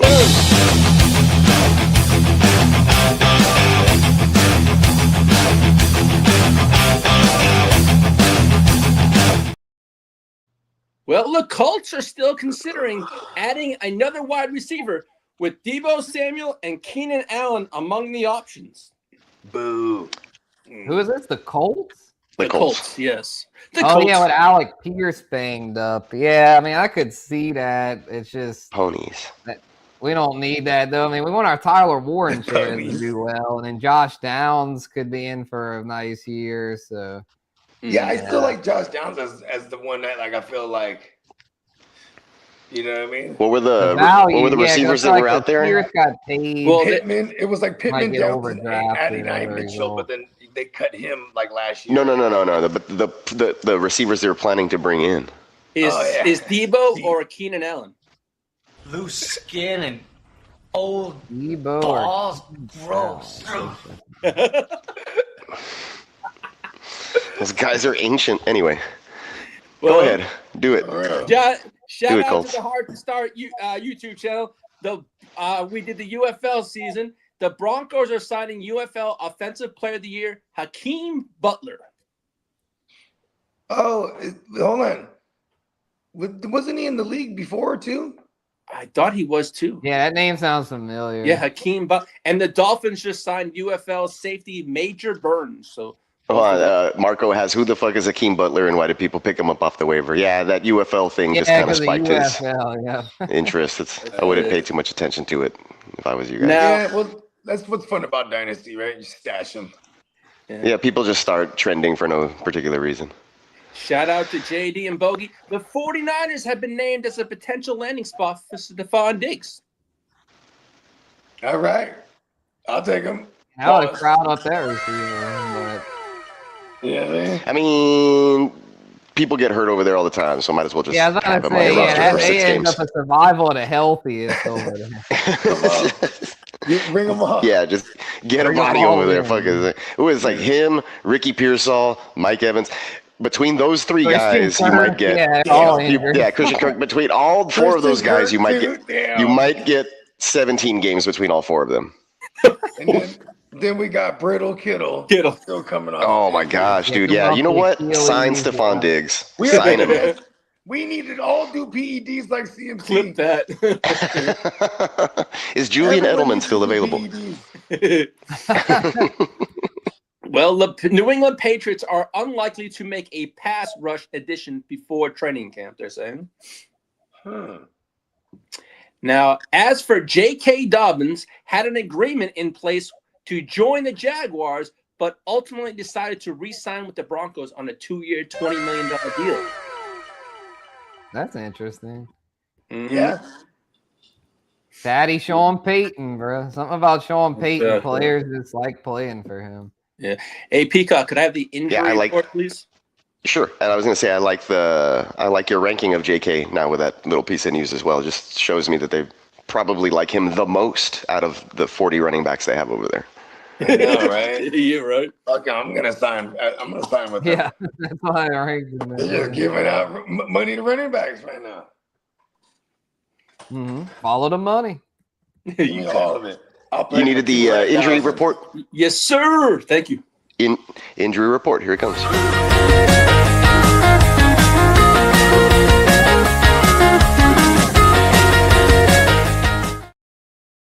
Well, Bo Nix and the Broncos, Sean Payton says the quarterback's ankle will be a full go at training camp.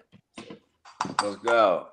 Now, that's good for Waddle, Shares, Sutton, Troy Franklin, all the shit over in Denver. We need a healthy Bo Nix because the Studman ain't it. We need Bo Nix in there.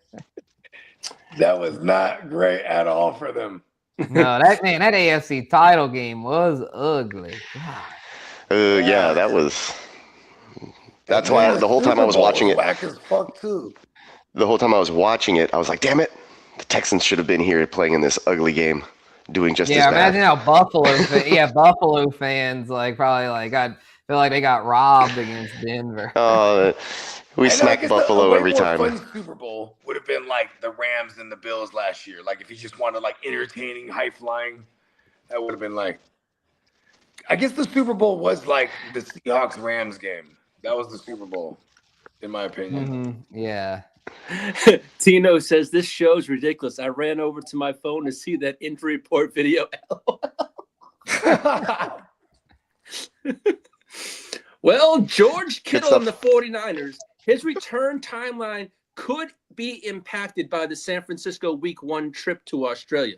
So all that stuff about Week 1 just could be just talk.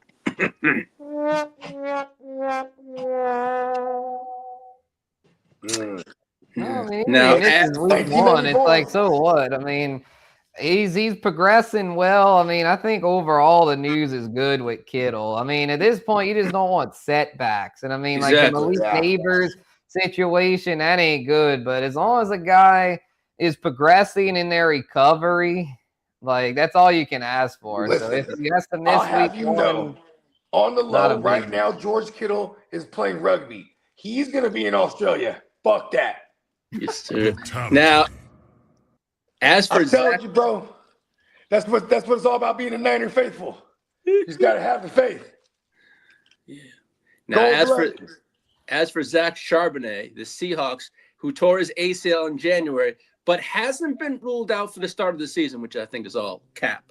PEDs is a hell of a drug, man. Yeah, you might be.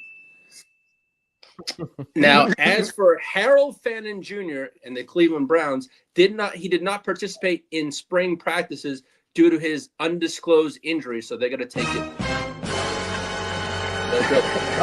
I'm making note of that. I didn't know he was battling something. Yeah, he has an undisclosed injury. They haven't released what it is, though. That's what they haven't. That ain't good. I'm making. Yeah, I don't like that at all because they didn't talk about it at all. He didn't practice at all. Yeah, I'm not down with that. I don't like that. I don't like the sound of that. That's Joe Mixon. I don't like the sound of. I don't like when they say that. That tells me it could be something bad. So if I see anything, I'll let you know. A lot of times it is. I mean, look at Joe Mixon last year. You know what? I'm pretty sure they said his shit was undisclosed at first, and then he ended up missing the whole year. Yeah. And Shell Con laughing. He always gets me. Now, as for James Conner and the Cardinals,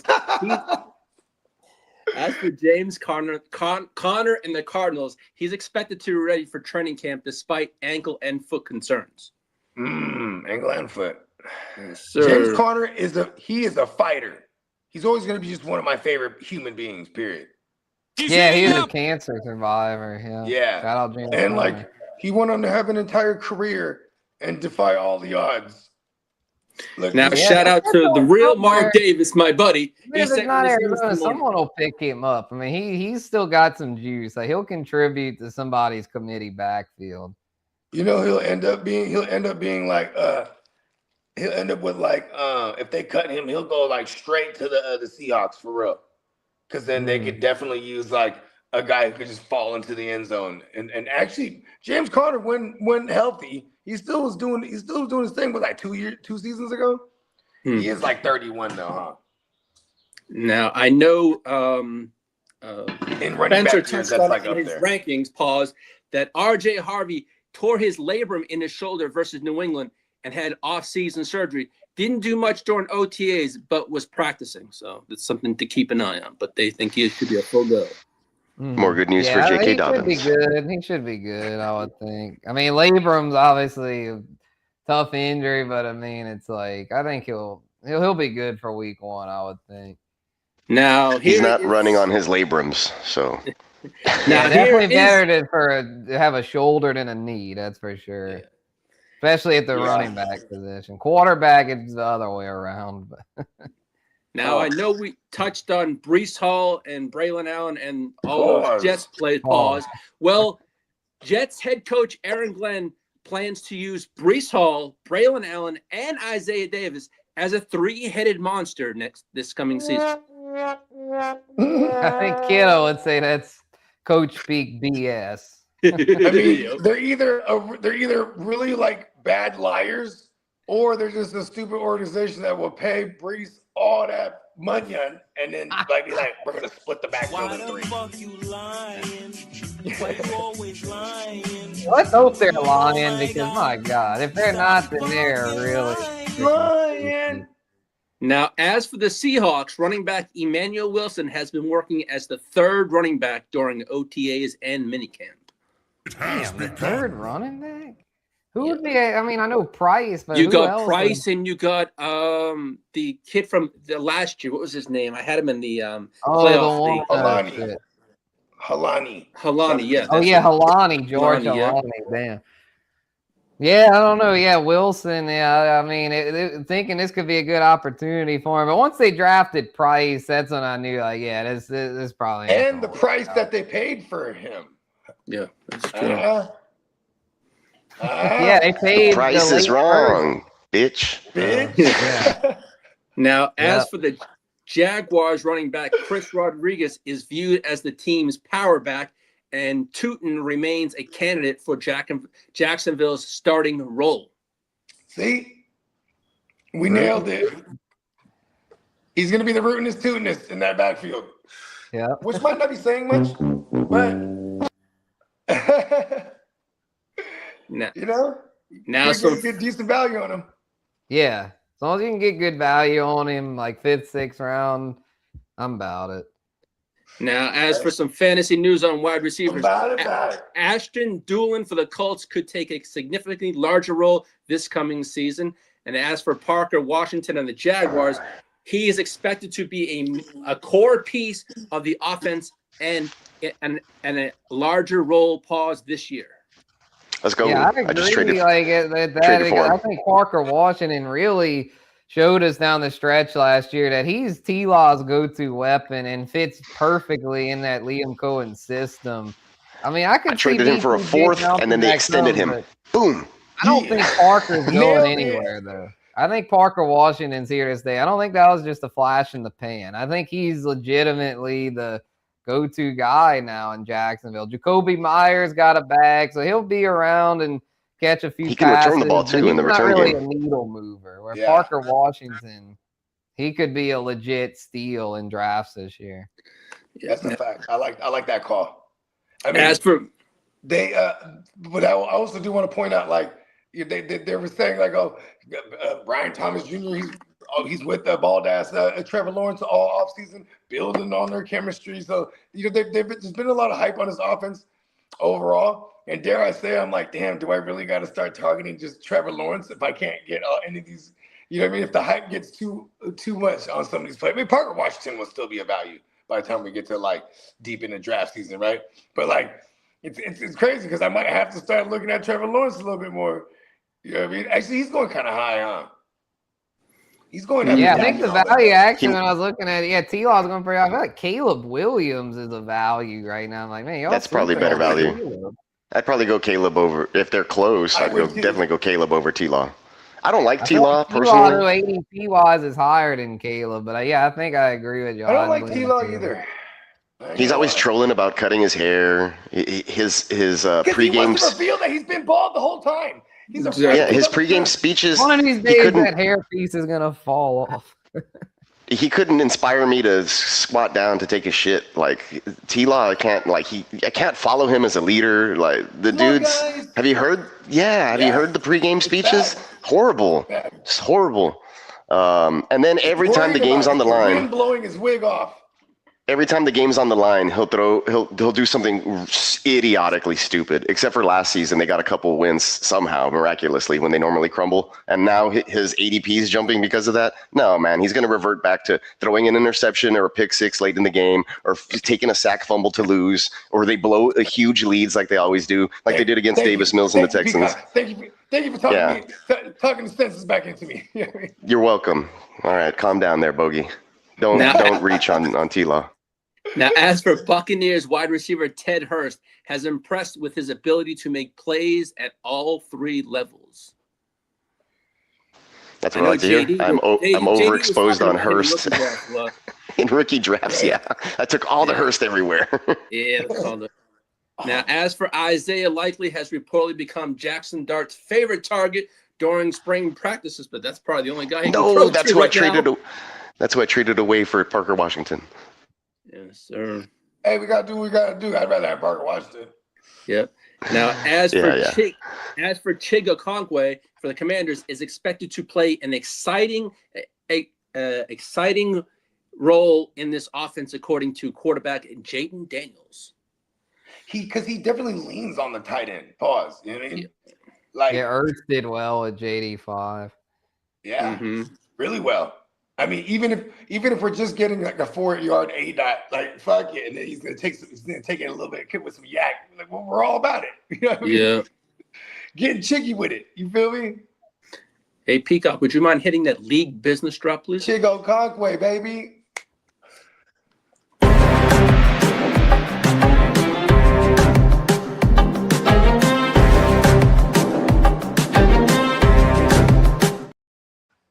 As for all 5 Broncos offensive line starters are on 8-figure annual contracts that are set up to may change in 2027.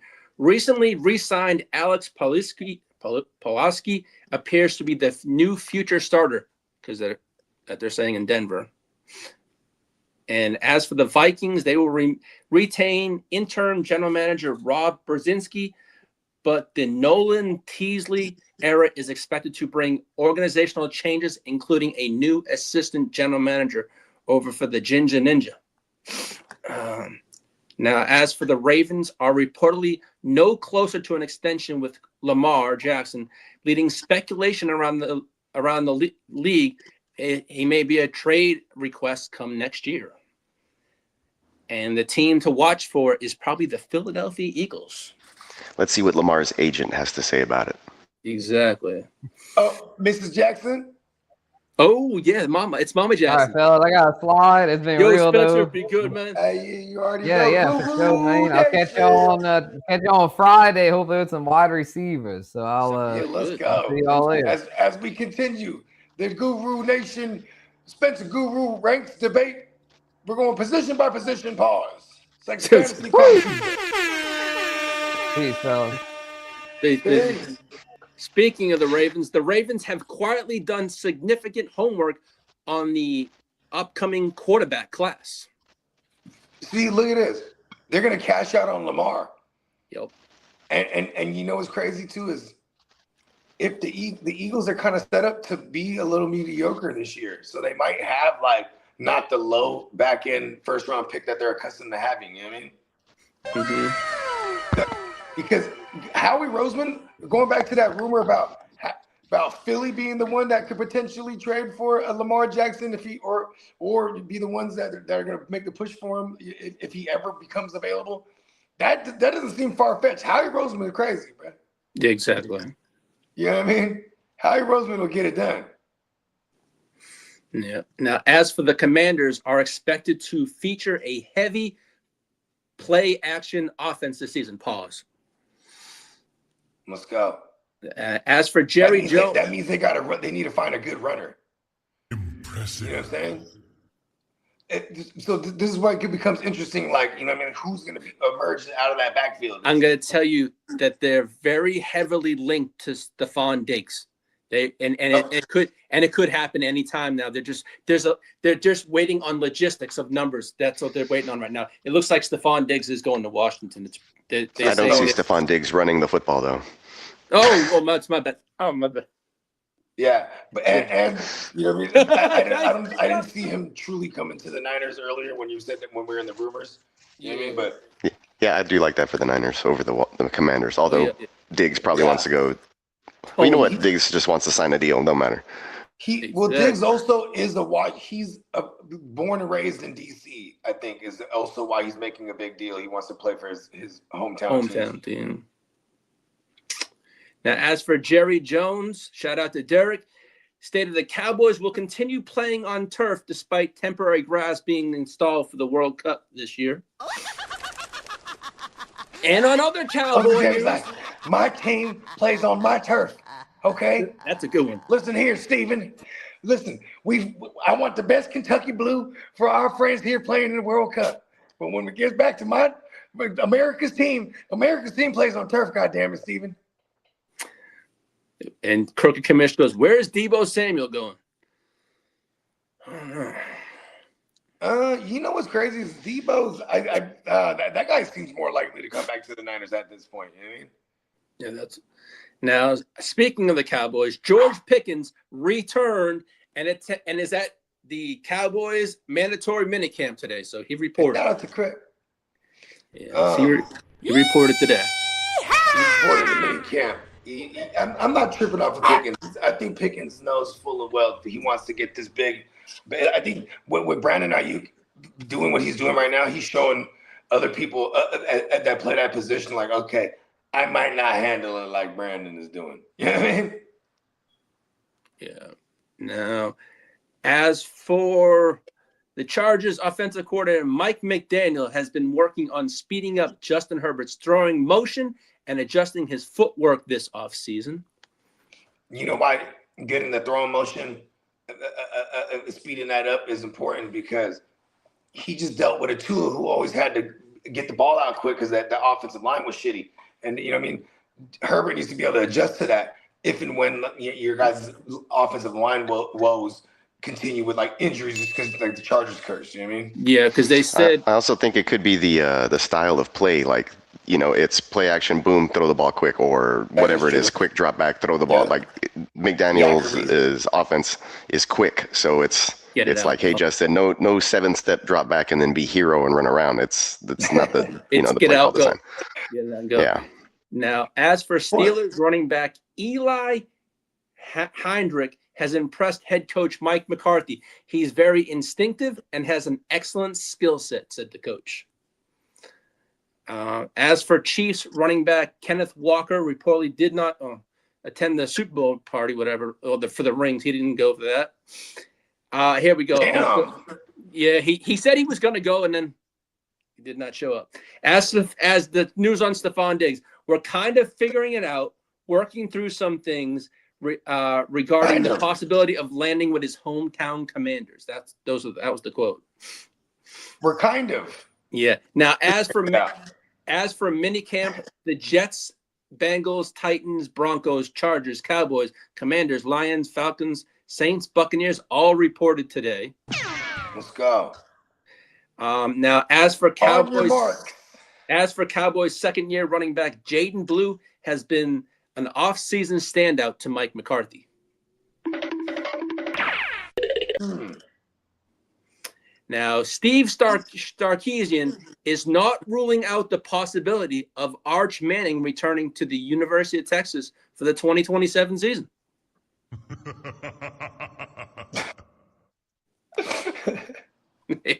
Exactly. Now, as for former Rams running back Todd Gurley, he will be eligible for the Hall of Fame this coming year. So he's gonna get in? I don't think that guy's. I don't think so. I don't think so. I mean, eligible is anyone who just retired after 5 years. That's like eligible, right? Yeah. Like Drew Brees is getting in this year, right? He already got in. He's already in. He was in last year. Well, the last Hall of Fame class he was in. Yeah, but he's going to get inducted, I should say. Oh yeah, yeah. Because Spence, I was talking to Spencer's pops. He said they're going up there. Yeah, he mentioned that. Yeah, that's dope. Let's see. Buccaneers running back Kenneth Gainwell has been referred to as a running back 1B by head coach Todd Bowles. 1B. Yes, sir. We will have a 1A, 1B sheet. Yeah. Let's go. Well, some sad news about former 49er Raiders and Cowboy pass rusher Aldon Smith passed away at the age of 36. That was pretty sad. Yeah, rest in peace. Yeah, that was some. Hey, look, I ain't gonna hold you. I had some legit good times with Aldon Smith. You know what I mean? He liked to party. He was a good dude. You know what I mean? He definitely was dealing with some things, I'm sure. But I didn't know I didn't know that side of him. You know what I mean? But he welcomed me into his crib, all this shit, bro. It's pretty cool. That fool was real decent, bro. To your old pal Bogey. So shout out to him. Shout out to the homie June too. That was that lived with him. They were doing their thing back in the days. No, youngsters. You know what I mean? And the final piece of news I have for today. It was so dope to me as a Niner fan. I was like, oh my God, we're partnered with Aldon Smith. And then he goes out there and kicks ass on the field too, like in the same week. You're like, oh shit, this guy's amazing. Yeah, he was a beast on the field. He was not playing on the field. No. Yeah, rest in peace to the young brother, man. That was really, really sad. I see this morning that his family is going to have his brain tested for CTE. They're gonna find out if that contributed to his passing. Yeah, he was like delivering like some pizzas, bro. So like, I saw that this morning. I saw a video of that. It was kind of, yeah, he was a decent human being, bro. Like, you know what I mean? He might have been going through some things, you know what I mean? But like, yeah, he was just. I think he hurt himself more than he hurt anybody else, bro. Oh God, you know what I mean? Well, coming out this morning, it's free Rice. Rashid Rice was released from his 30-day little stint down in jail. So he did all 30. He did all 30. Yeah, he did all 30. I mean, he was like in an infirmary type deal anyway, because he was. But this came out this morning. It said court documents showed Rashid Rice was allowed to visit a local hospital in Fort Worth for knee rehab. See? So he got those extra. And like, of course, the NFL royalty, Kansas City Chiefs would have it set up to where, like, you know what I mean? He has to keep up with his strict recovery schedule. You know what I mean? Like, he just got off surgery like a week prior to him sitting down for that 30. Yeah, it was. But on that's all the news I have for today.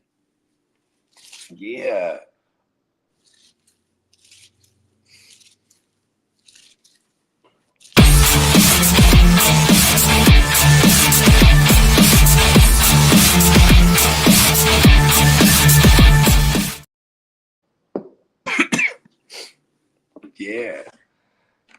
Yeah. Cool. And we're about to fire up for this World Cup game too, right? Coming up here at 11 o'clock p.m. Or a.m. West Coast time. Yeah, I think we got Argentina. Oh no, it's France. I know JD's gonna be watching it with his son. T-minus 38 minutes till kickoff. Sir. Yeah. So JD's prepping for that, I think, or either he's gonna watch it. I don't know if we're doing it here, but I can always kick off the stream. I don't know what we're doing. I can always kick off the stream if we need. Okay. But yeah. Yeah, I got these. I got the Russians coming back. Because yesterday I went crazy. I was like, oh, I was killing this to-do list, bro.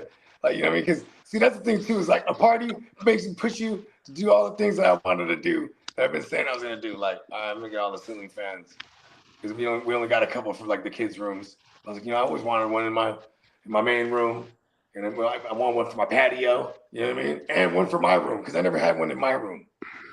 And like we don't have a light in our room, so I'm like, okay, I might as well get one with a light on it.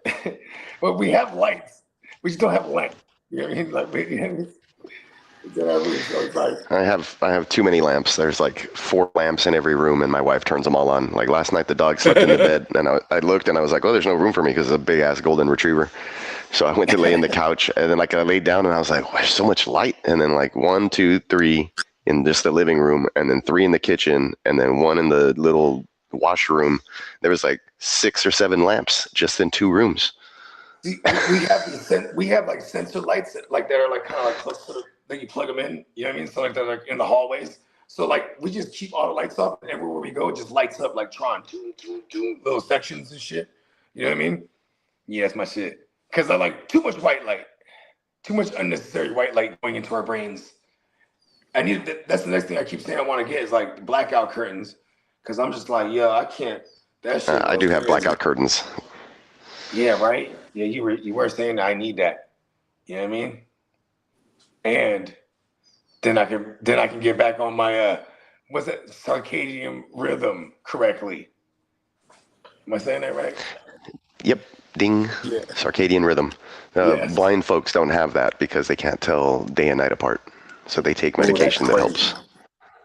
Oh shit! Or Alaskan people? Yeah, no, probably. Well, I guess they can still see.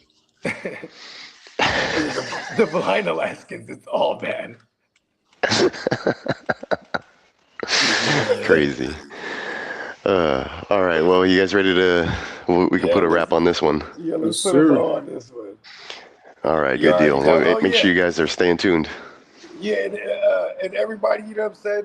Check in the link in the description, links to the new projects, man. Shout out to my man Franco once again, and Prime One produced all these joints. You know what I mean? Prime One killing it right now, y'all. Y'all need to just tap in with my guy, period. You know what I mean? Yeah, close out with the lyric joint too. Yeah. One time. No problem. Catch you guys Friday for another Wake Your Game Up. But until then, make sure you're hitting the like and subscribe on all the GWN channels, Power Hour, H-Town Huddle, everybody here in the conglomerate, Hard to Start Network, of course. And stay tuned for the next one. Make sure you hit the little bell. That way you can catch us on the next stream. Appreciate everybody.